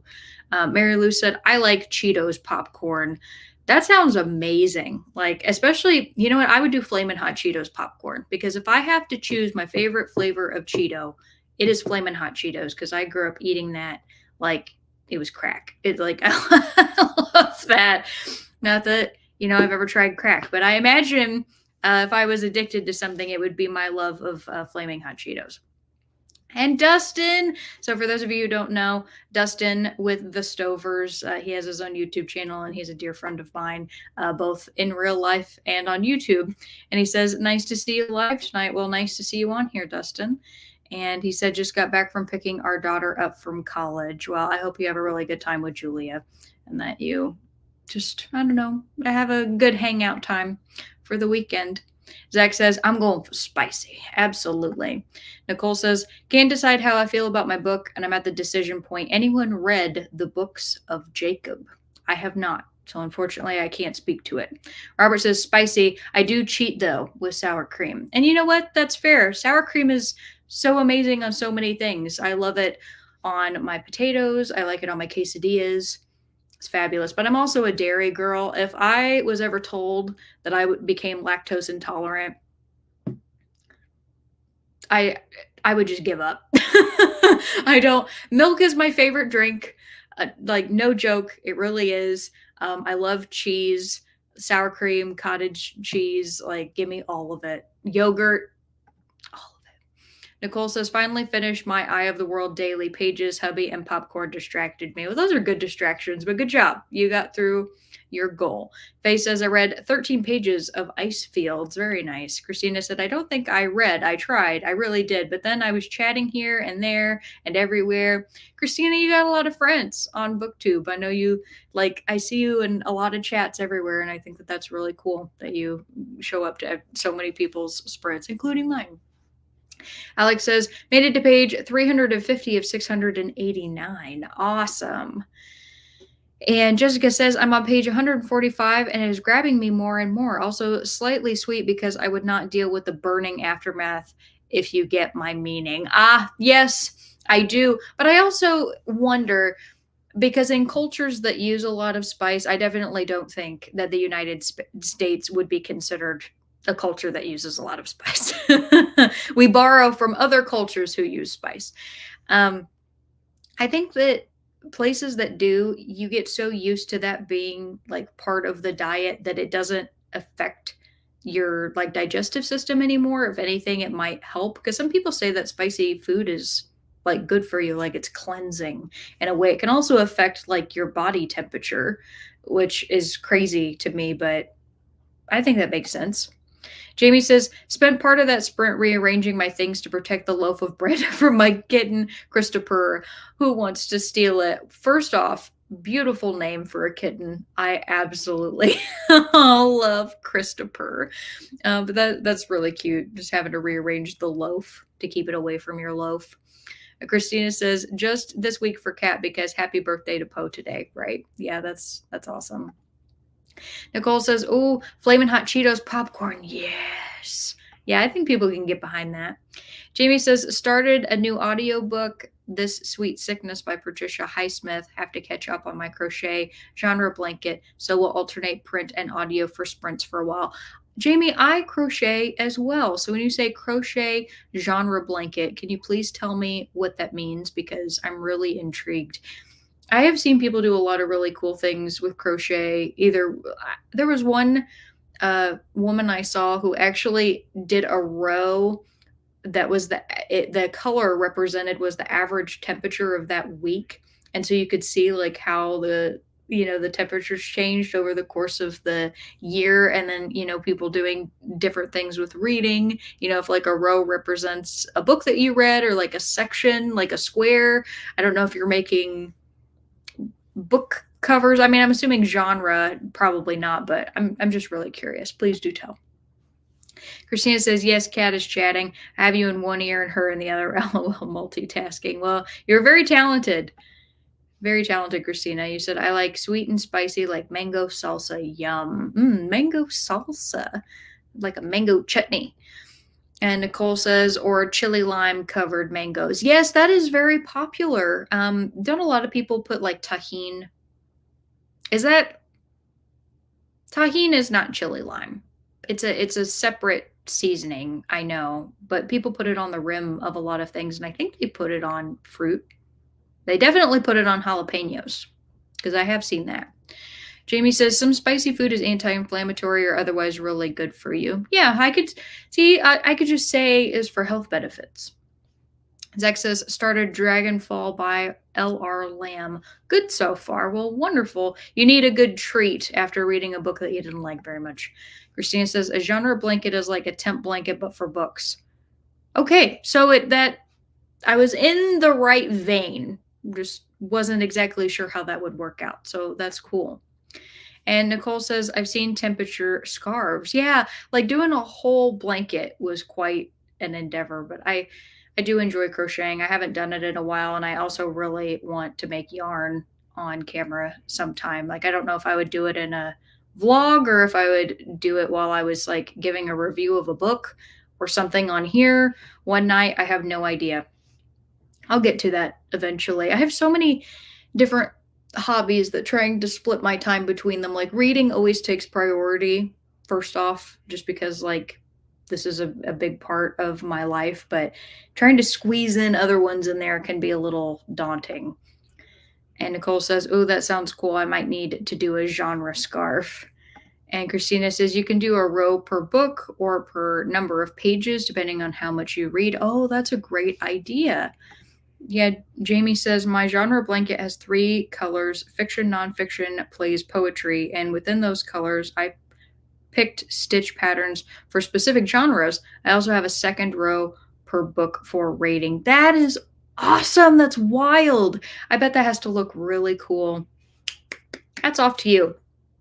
Fabulous. Christina says, "That sounds fun, Nicole." And Faye says, "Tell me about it, Alex. I have so many hobbies. I sit and cry sometimes because I can't fit them all into a week." Faye, for real. I mean, sometimes I swear it's like I go months and months and months without, like, for example, making yarn. I haven't done that in probably a year. I have all the stuff to do it. I just haven't. And I feel busy even in moments when I'm not, because in the moments when I'm not immediately doing something, I know that I have to take a rest. And I've been trying to be kind to myself. Like that's kind of one of the things. I don't do a whole lot of New Year's resolutions. Like I have like reading goal that I'll set for the year, but my thing this year is that I want to focus on my health, like being happy. Like health can mean all sorts of things. It could be, mental health, your social health, your physical health. My goal for this year is to just be healthy, have healthy habits, feel good. Because I had a family member recently who told me that they had been dealing with like a lot of health problems that were caused by stress. And I am generally a pretty anxious person. And I told Keaton, I looked at him after the holidays and I was like, that is not going to happen to me. I refuse. Like I'm going to be better because I can't, otherwise I might get sick and I can't do that to myself or the people that love me. So Nicole says, "LOL, I agree, Faye and Alex." Nicole says, "I need to learn to paint, knit, and listen to audiobooks at the same time." You could do that for sure. Jamie says, "I'm aiming to be caught up by Sunday night so I can film a weekly update with the blanket all caught up." That's so cool. I'm going to check that out. That sounds lovely. Alex says, "That's how I read so much. Reading is the only real hobby I have, so I have lots of time for it." And you know what? You do accomplish so much, Alex. When you said that you read 145 books, I believe, was the vlog that I saw. It's like that is an insane number. Like for me, I cannot imagine reading that many books for me. And probably, if I didn't get so distracted by other things and I dedicated time, I could at least read like twice as many as I do. I don't think I could hit 140. I don't think I read that fast. That's crazy. Faye says, "Nicole, maybe you can paint with your feet while you knit with your hands." Christina says, "My main focus this year is just stay present." Oh, I love that. Yeah, being intentional and, what's the word I'm looking for? Begins with an M. Gosh dang it. Nope. It left. It was like right on the tip of my tongue and it left. But I know what you mean, Christina. I also need to be present as well. Nicole says, "Options, Faye, options." Thank you, Jamie. Mindful. Yes. Taking a moment for mindfulness. That is something I'm really, really bad at. Because I'm always looking to the future. I'm always thinking about future goals, future plans, future books, future, I don't know, vacations, time off work, other projects that are going on that sometimes I don't stop and appreciate the things that I have now. And that's another thing to work on. Jamie says, "Christopher is still after my loaf of bread, obsessed. He was trying to tear a hole in the bag when I took it away during the last sprint." Oh, yeah. So can your kitten get up at like the highest point of a counter, like on your fridge or something? I don't know what would be the best place to keep it away from a kitten. Because see, that's the beautiful thing about dogs, at least as one as tiny as Barker. He can't climb. anything to get in my kitchen. Nicole says, I thought miserly, but that also made no sense. Alex says, it's not bad to read less. People enjoy other things and prioritize those too. I just don't like other things as much as reading, so I read constantly, lol. And I think that's great for you. And that's why you've been able to like experience so many different stories. And Nicole says, I'm horrible at the word association thing. And Christina says, okay, so if you're not watching Cat Sprints because you are here, you need to go back and watch it. People in the chat are quoting Poe, and Kat and Lauren are taking turns reading them. So cool. Oh, I love that. Yeah, I'll go and I'll check that out later, Christina. Thank you for telling me. And then that way I can also give her some like hours of watch time because that's the bad thing if you're going at the same time. So I definitely will have to check that out later. Christine says, I know I'm going back to rewatch it later too. Yeah, absolutely. And thank you again for telling me about that. So I will go ahead and get the next sprint set up. And my next question is, would you rather have to wear the same hairstyle your whole life or wear the same clothes? Now, keep in mind they would change, the clothes would change.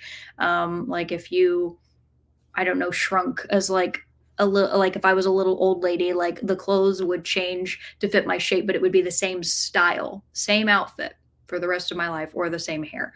You have to pick which one you would choose. And Jamie says, Christopher is 8 months old and super athletic. He's eventually get too big to jump so high, but not yet. Oh, that's incredible. Christina says, I have been able to split my attention for a while. Something about having kids and having them 12 years apart. Okay, cool. Well, I got the sprint set up, got 30 minutes on the clock. I'm going to wish you all happy sprinting, and I'll see you all in a bit.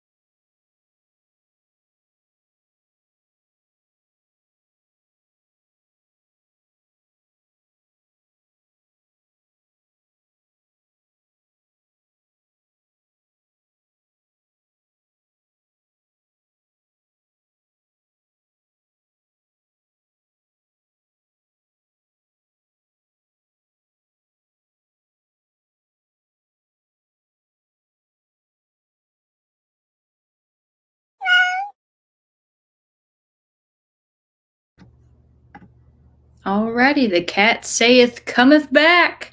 How did you do? I made it to page 42. I did not mean for that to rhyme. That just happened. Look at me go.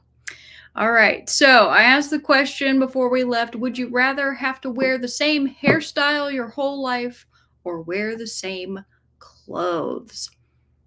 And Jessica was the first to answer and said hairstyle.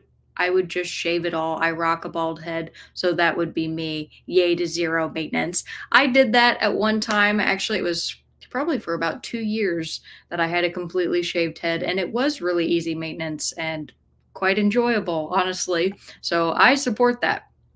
Nicole says, I do a jumpsuit for life. Hairstyle would be added flair. I love that. A jumpsuit. Yeah. Faye says hairstyle. I've pretty much done that anyway. Cut it to the shoulders and let it grow until it annoys me, then cut it to the shoulders, etc. There you go.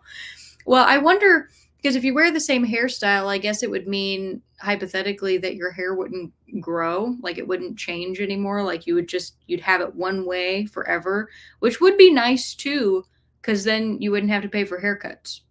Like if my hair could just stay the length I wanted it to after I got a haircut, that would be pretty cool. Alex says, I'd rather have the same outfit. I'd wear the same thing all the time if it was socially acceptable, lol, but I love changing my hair. I used to dye it all the time before the boring office job.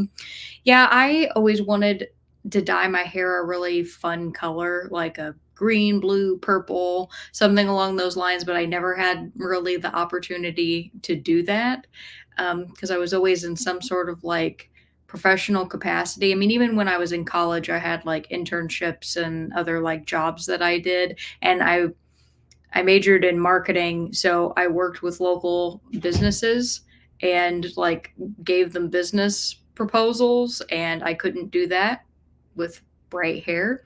So, yeah, I never lived out that dream. Now I don't necessarily want to change it, but I couldn't really if I wanted to anyway with my current job. Robert says hairstyle change is out, so same clothing it is. Hashtag that was easy. Just push that Staples button. That was easy. Mary Lou says I wear the same hairstyle all the time anyway, so I would go with that. Nice. Kat says same hairstyle fits my current hairstyle, especially if I could put it in a ponytail. Yeah, absolutely. Perfect. Nicole says DNFing my book, can't figure it out. Darn it. Oh, I'm sorry to hear that because you got a really good way into it. What was your stopping point? What page were you like, I'll quit if I get to this and I won't continue anymore? Storm says hairstyle, but wearing it the same way for a long time anyway. Oh, that's perfect. Love that. Makes it easy. Jamie says hairstyle, especially if I could keep my preferred pixie cut without it growing out and needing to get it cut again every few months. That's what I'm saying. I get my hair cut once a month because my hair grows so fast, and it's amazing to me, like after 4 weeks, how much hair ends up on the floor of, after all the cutting. Like you probably wouldn't believe it. If I let my hair grow out even like 3 months, the pile on the floor would look like a tiny dog. No joke. Christina says, which book was that, Nicole? And that was the Books of Jacob, I believe was the title. Jessica says another reason for same clothes is if one was constantly wearing the same clothes, the washing would be interesting and gross because the clothes would eventually get really smelly. Yeah, I mean, I guess you could hypothetically say that if you had to wear the same clothes, you could have multiple of the same outfit. Like you could have 5 pairs of the exact same shirt and 5 pairs of the exact same pants, and then you wouldn't have to always be wearing like that outfit. Like you could take it off, and put it in a pile and wash it all together. Yeah, I'm going to say that that's the rule. You would have like a closet full of the exact same outfit.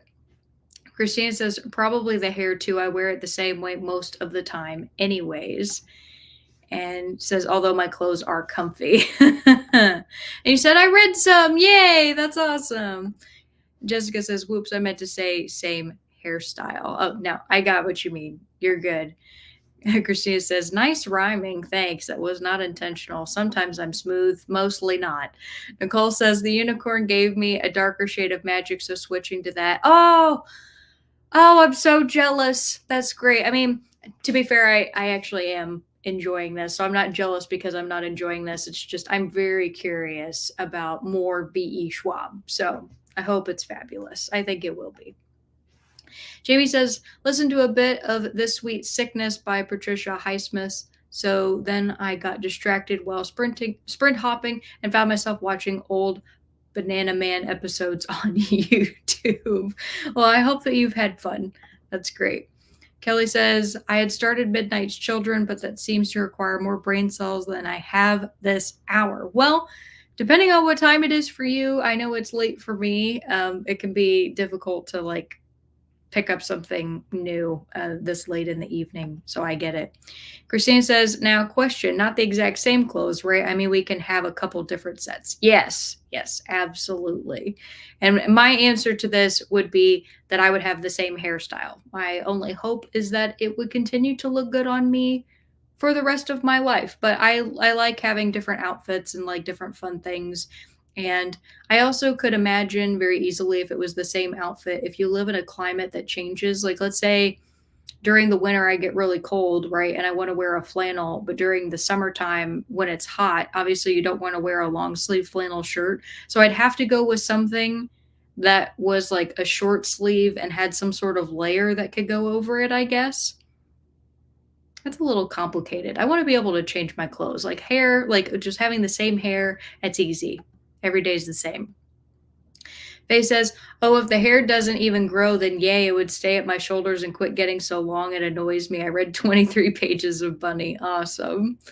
And Nicole says 10% of book. It was a long book, so 96 pages. No, that's a good place to stop then. Yeah, because I remember you holding that up. I think, yeah, you did in your sprints on Monday, and that was a big book. Kelly says, I would have the same hairstyle I basically do anyway. The most I ever do is braid my hair. Nice. But the good news for me, I guess, is I've had times where I've looked at my hair and I've been like, man, I want to go back and see what I look like with long hair. But the growing pain is so real. When you have really short hair, every little bit of hair that you get is super noticeable. And I had a period of time where I grew my hair out for a year after having it completely shaved down. It was like an eighth of an inch, completely shaved, grew my hair out for a year. And I just hated how awkward it was, like the awkward in between stages. I think if I ever, like, real talk, if I ever were to go and have long hair, I would have to have fake hair. Like, it would have to be a wig, or I would have to have like the pieces glued all over my head because I would not have the patience to go from this to like years later, like having it down to my shoulders. Nope, couldn't do it. Nicole says, yep, the books of Jacob. I softy and neffed it. Maybe I'll come back to it before I move. There you go. Storm says, I was hanging out on Cat Sprints and I listened to The Black Cat by Edgar Allan Poe for Cat's Readathon. Awesome. I need to read The Fall of the House of Usher, especially because I did end up enjoying Nettle and Bone by T. Kingfisher, and I now want to read What Moves the Dead. And Kat recommended that I read The Fall of the House of Usher first, since that's what Moves the Dead is based on. So I definitely have to do that. Zach says, same hair, 3-inch buzz cut. Yeah, absolutely. Makes things so easy. Kat says, I'm now reading The Man Who Was Poe by Avi. Great.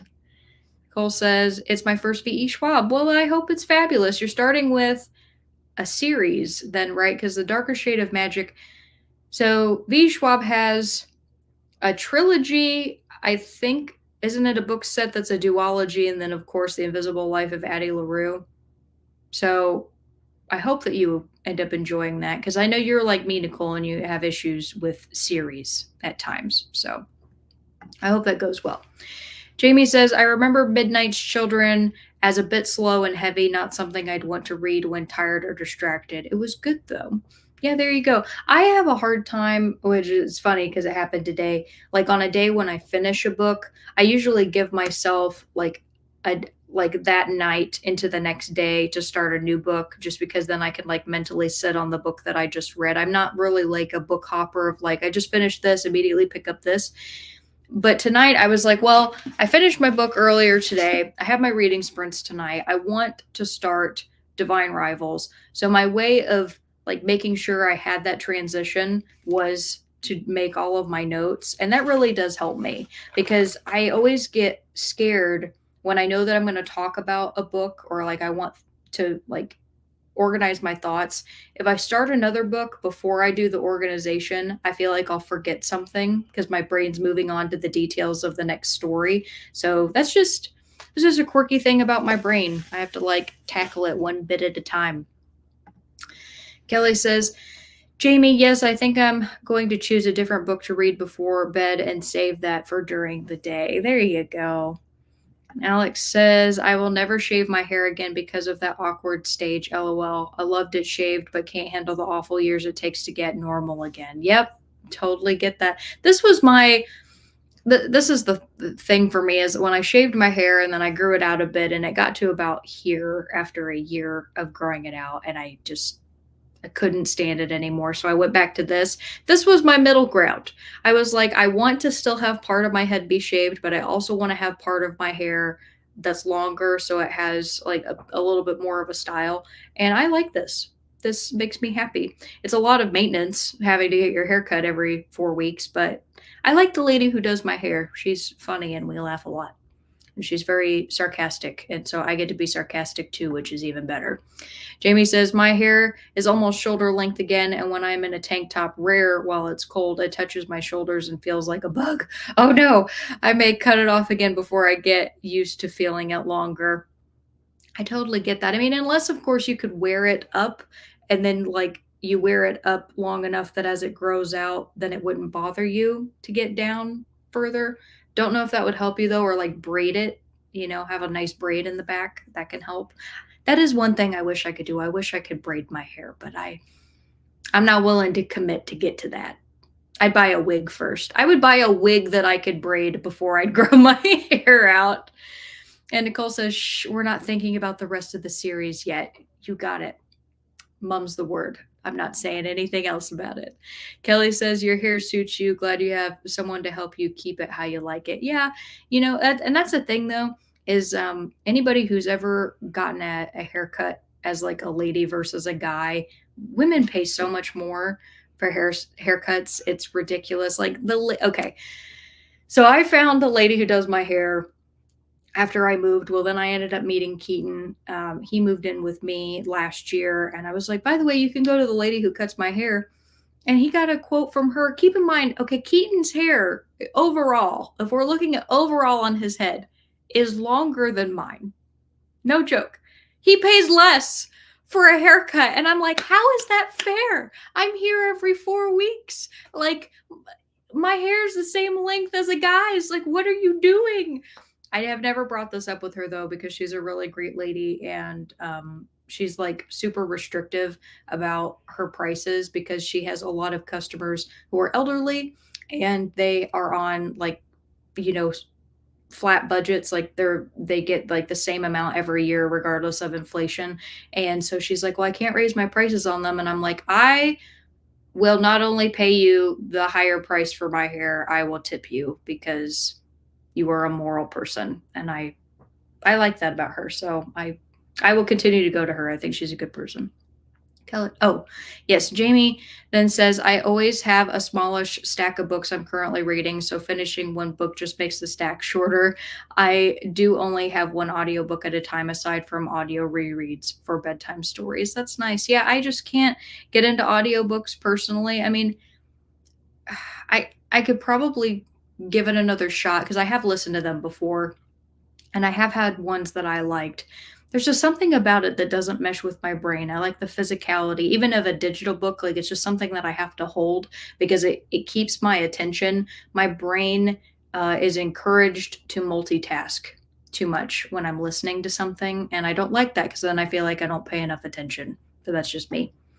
And Kat says she should give you a discount, Alex, for frequency alone. Well, I pay it, so I guess she doesn't have to. But okay, guys, everybody. So we are going to do our last sprint of the evening. I know, but we will technically hit 5 hours at this point. So if you stuck with me this whole time, bless your heart. I love you.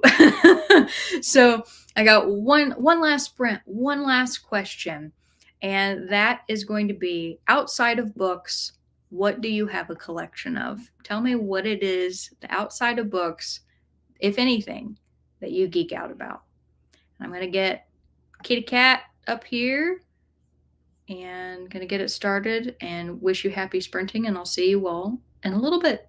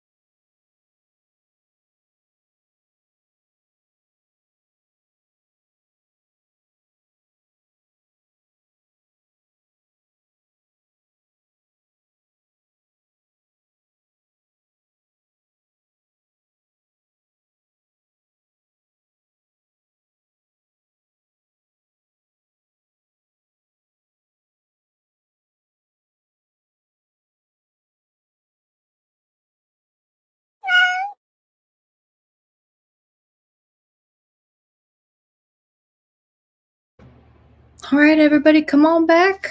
Let me know how you did on that last sprint. I have made it to page 55.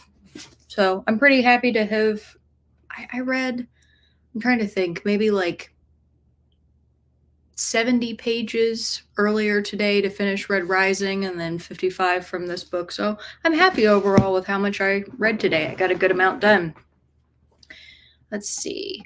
Before we left, my last question to you all was, outside of books, what do you have a collection of?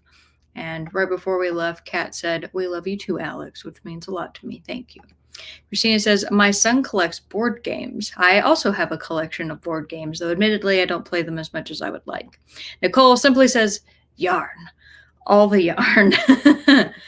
And Jamie says, "The audiobooks for the Discworld series are fantastic. I'm currently listening to Good Omens as my bedtime storybook because the new audiobook for that book is full cast with David Tennant in it." Yes. I know that some of the Discworld books had full cast as well, and like Andy Serkis was in some of them as well. And so Good Omens, it would make sense that David Tennant would be the voice because he was in the TV show. Now, I haven't seen the TV show, but Good Omens is one of my favorite novels of all time. And I'm a huge Neil Gaiman fan, huge Terry Pratchett fan. They're fantastic. So I'm still like getting through the Discworld novels is going to take me a while just because there's over 40 of them, but I'm reading them in chronological order, and the next one that I have is Guards. So I've made it through Pyramids so far, and I really love them. And Christina says, "Oh yes, me too, Nicole. Yarn and fabric." He also said, "According to my Kindles, I collect ebooks too." Robert said, "Collection Funko Pops." I have a pretty sizable amount of Funko Pops. I haven't collected any recently. I don't know if I will collect any more going forward, but I have a lot from Borderlands, the video game series. I have some from The Witcher. I have some Mass Effect ones, like some random ones as well, like Hellboy. I have a lot of Hellboy ones too, of course, because they made multiple for him based on the comics. And Mary Lou said, "My husband would say I collect yarn and art supplies." Yeah, art supplies are just so easy to collect. They really are. Alex says, "I used to collect dolls, but that was vetoed when I moved in with my boyfriend. LOL. We compromised on 2 dolls, so I bought 2 faceless ones." Aw. What did you do with the rest of them? Did you sell them? Or did you have a place that you're storing them? And Kat says, "I have a collection of willow tree figures, gnomes, and feathery friends birds from Target." Now, I have seen your birds, Kat, and they're really adorable. I can't recall seeing your gnomes. They might have been in the background. The willow tree figures is not something that is like immediately coming to mind, but I might have seen them in one of your videos. Jamie says, "I collect unglazed Chinese teapots, not super expensive ones though, and pottery vases and mid-century modern dishes." I bet those are beautiful. I can really appreciate those now. When I was a kid, I never understood. I was like, why do people have fine china? Or why do they collect plates that you never use? And it's like some of them are just beautiful, especially the ones that are hand painted. I mean, it really is like like a piece of art that can't be replicated. It's one of a kind. So I can appreciate that more now. Mary Lou said, "Jamie books. Jamie B's books. I love Good Omens, and I'm a big fan of the Discworld books too. I think I have a full set of them." Now, Mary Lou, if you have the full set, I am jealous. I'm gonna end up collecting, I'm sure, all of like the regular mass market paperbacks, but my dream one day, and I have to be willing to part with the amount of money that it would cost. I would have to have a place to put them and like showcase them, but it would be really cool to buy from the Discworld Emporium and get all of the library editions of every single Discworld book that are all in hardback. They all have a matching style for the series. And of course, you're ordering them from the UK, so it's more money converted into the US dollar. I think the last time I looked, it was like $500 including shipping in order to get all of them, which is a lot of money. Not willing to part with that anytime soon, but maybe one day. That would be really nice. Jamie says, Mary Lou, I also might be said to collect yarn.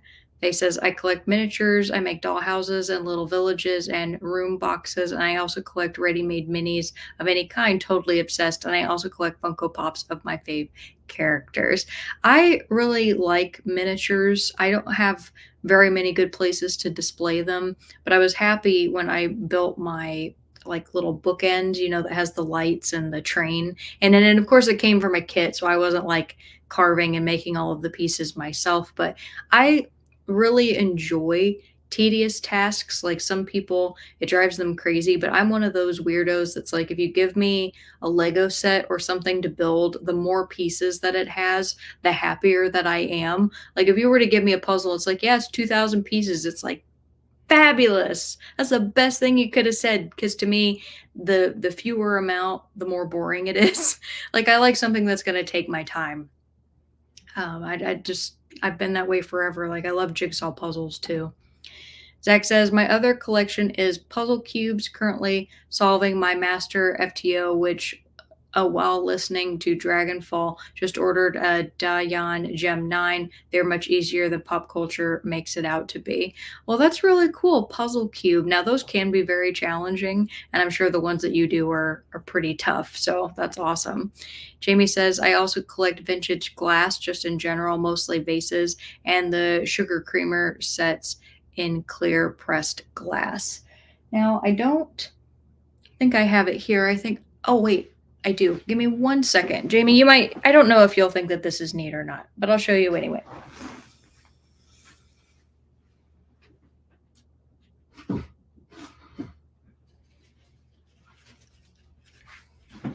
This is a vintage Blinko glass. These are just some like little paper flowers that a friend of mine made for me. But I still have the tag, and this was given to me. This is from the 1980s. Okay. Mid-century modern cobalt double spout water bottle original Blinko label. So you can see it here on the front, the Blinko. When I graduated from college, my senior year, every like major got to choose one student that basically was like the leader of that class, or like the person who had earned it, and the professors would vote for them. And my major was the largest one at my school, and they actually selected me to win it, and they wanted me to like have something to remember them by, to take with me. And so the professor who gave like my little speech orientation thing actually went to a local antique shop and handpicked this out for me. So it's very precious. And the really funny part of it is, this is the only Blinko I own, but my dad and my stepmom, they have started collecting Blinkos. Like they have like a lot of them, and they're still collecting more. It's actually quite an impressive collection, but it's just funny to me that they started collecting them because I received this as a gift. So I just wanted to share that. I didn't know if you think that was cool or not.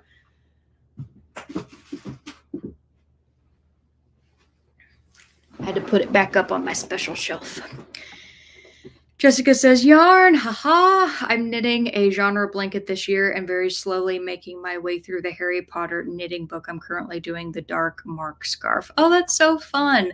Yeah, you all are inspiring me to do some sort of like genre scarf or genre blanket. That sounds like fun. He also said, I'm going to head off now, but thank you for having me time to spend the afternoon with my mom watching True Blood. Oh, that sounds great. Well, thank you so much for coming, Jessica. I look forward to seeing you hopefully next week. Take care.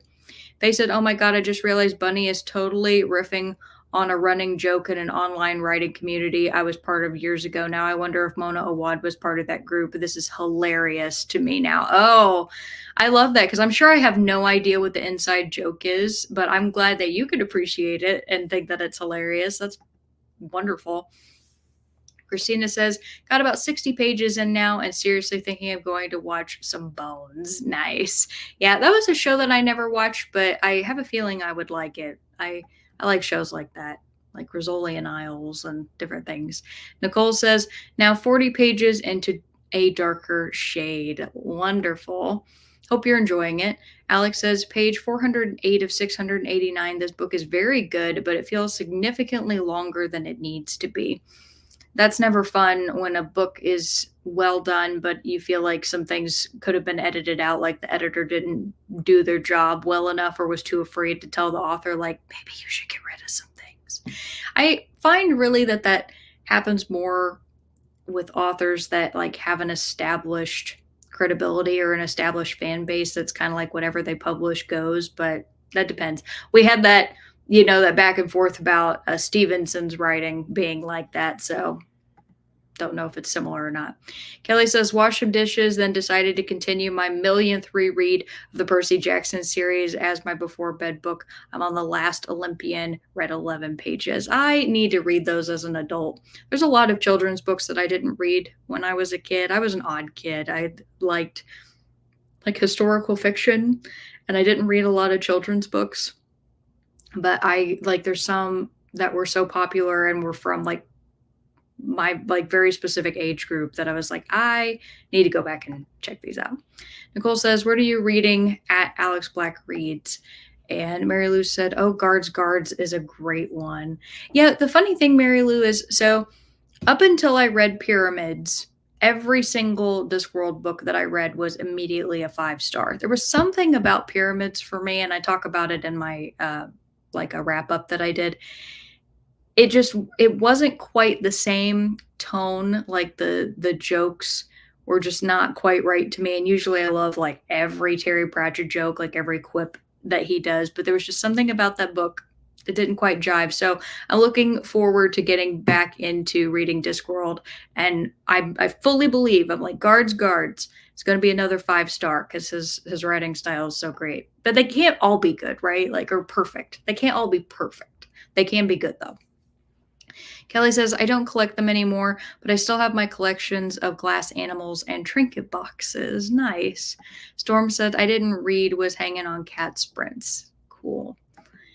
Christina says, you missed it, but I do actively collect fairies and gnomes, mushrooms, frogs, and turtles. I love the whimsical core. That's adorable. Alex says, Nicole, Royal Assassin by Robin Hobb, the second book in the Farseer trilogy. And Christina says, I love the Willow Tree figures, Cat. I have a few. Nicole says, Alex Black reads, oh, okay, her books just get longer too, don't they? And Alex says, yes, LOL, the third in the trilogy is 900 pages. Wow. Yeah, I didn't know anything about that, so that's news to me. Mary Lou says, I got my hardback Discworld book from Blackwell's in the UK. They have free shipping. I bought them gradually, but really loved them. That is so cool. I have the library edition of Good Omens. That's the only one that was like part of that collection that I was able to find that didn't actually have to come from the UK. I hate to say this. Admittedly, I was able to find it on Amazon and I snatched it up because I was like, I'm not going to be able to get this any other way. Christina says, yes, the more pieces, the better. Yes.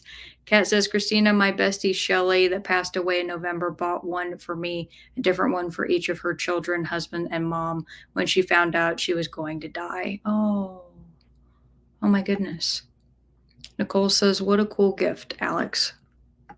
It was, yeah. Thank you. Kat says it's called Sisters by Heart. I received it from her kids and husband on New Year's Day. So special to me.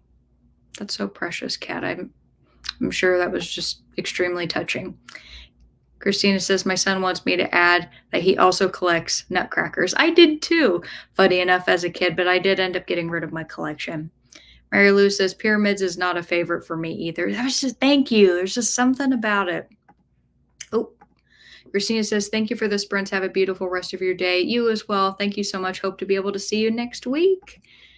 And Christina says, oh, Kat, that is really sweet. The figurines are heartwarming as it is, and that is really special. And Zach says, puzzle cubes are good if you like tedious tasks and you can do pixel art on some. I have the British flag on my 9x9. That's so awesome. Yeah, that sounds really interesting. I enjoy that. Oh, everybody, we're winding down to that time. I always hate to go.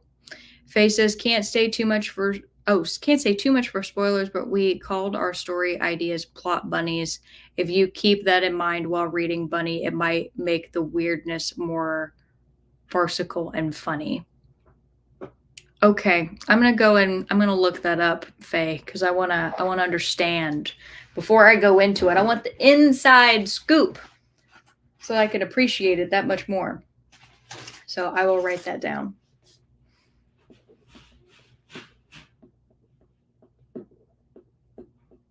So I'm going to wish everybody a lovely evening, a very happy weekend. I hope you all stay safe and warm and eat really good food or whatever it is you choose to do, that you do it with a lot of warmth and a smile on your face. So thank you all for coming to my sprints, for hanging out with me for 5 hours. That is a long, long ass time.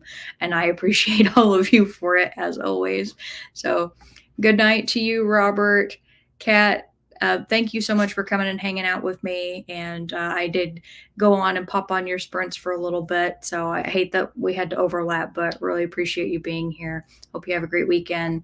Nicole says, yeah, night, Alex. Night, everyone. Night, Nicole. Alex says, have a good weekend and thanks for the sprints. Thank you, Alex. Hopefully, I'll see you on yours on Sunday. And Faye says, thanks for the sprints. Great hanging out with everyone. Yes, thank you so much for coming, Faye. Great to see you. Mary Lou, good night to you. Thanks for the sprints and conversation. Well, thank you for coming in and putting in some fun commentary. And Kelly says, thank you for the sprints. These are wonderful Friday evenings. Well, that means so much to me, Kelly. So I hope to see you on the next Friday. Good night, everyone. Until next time.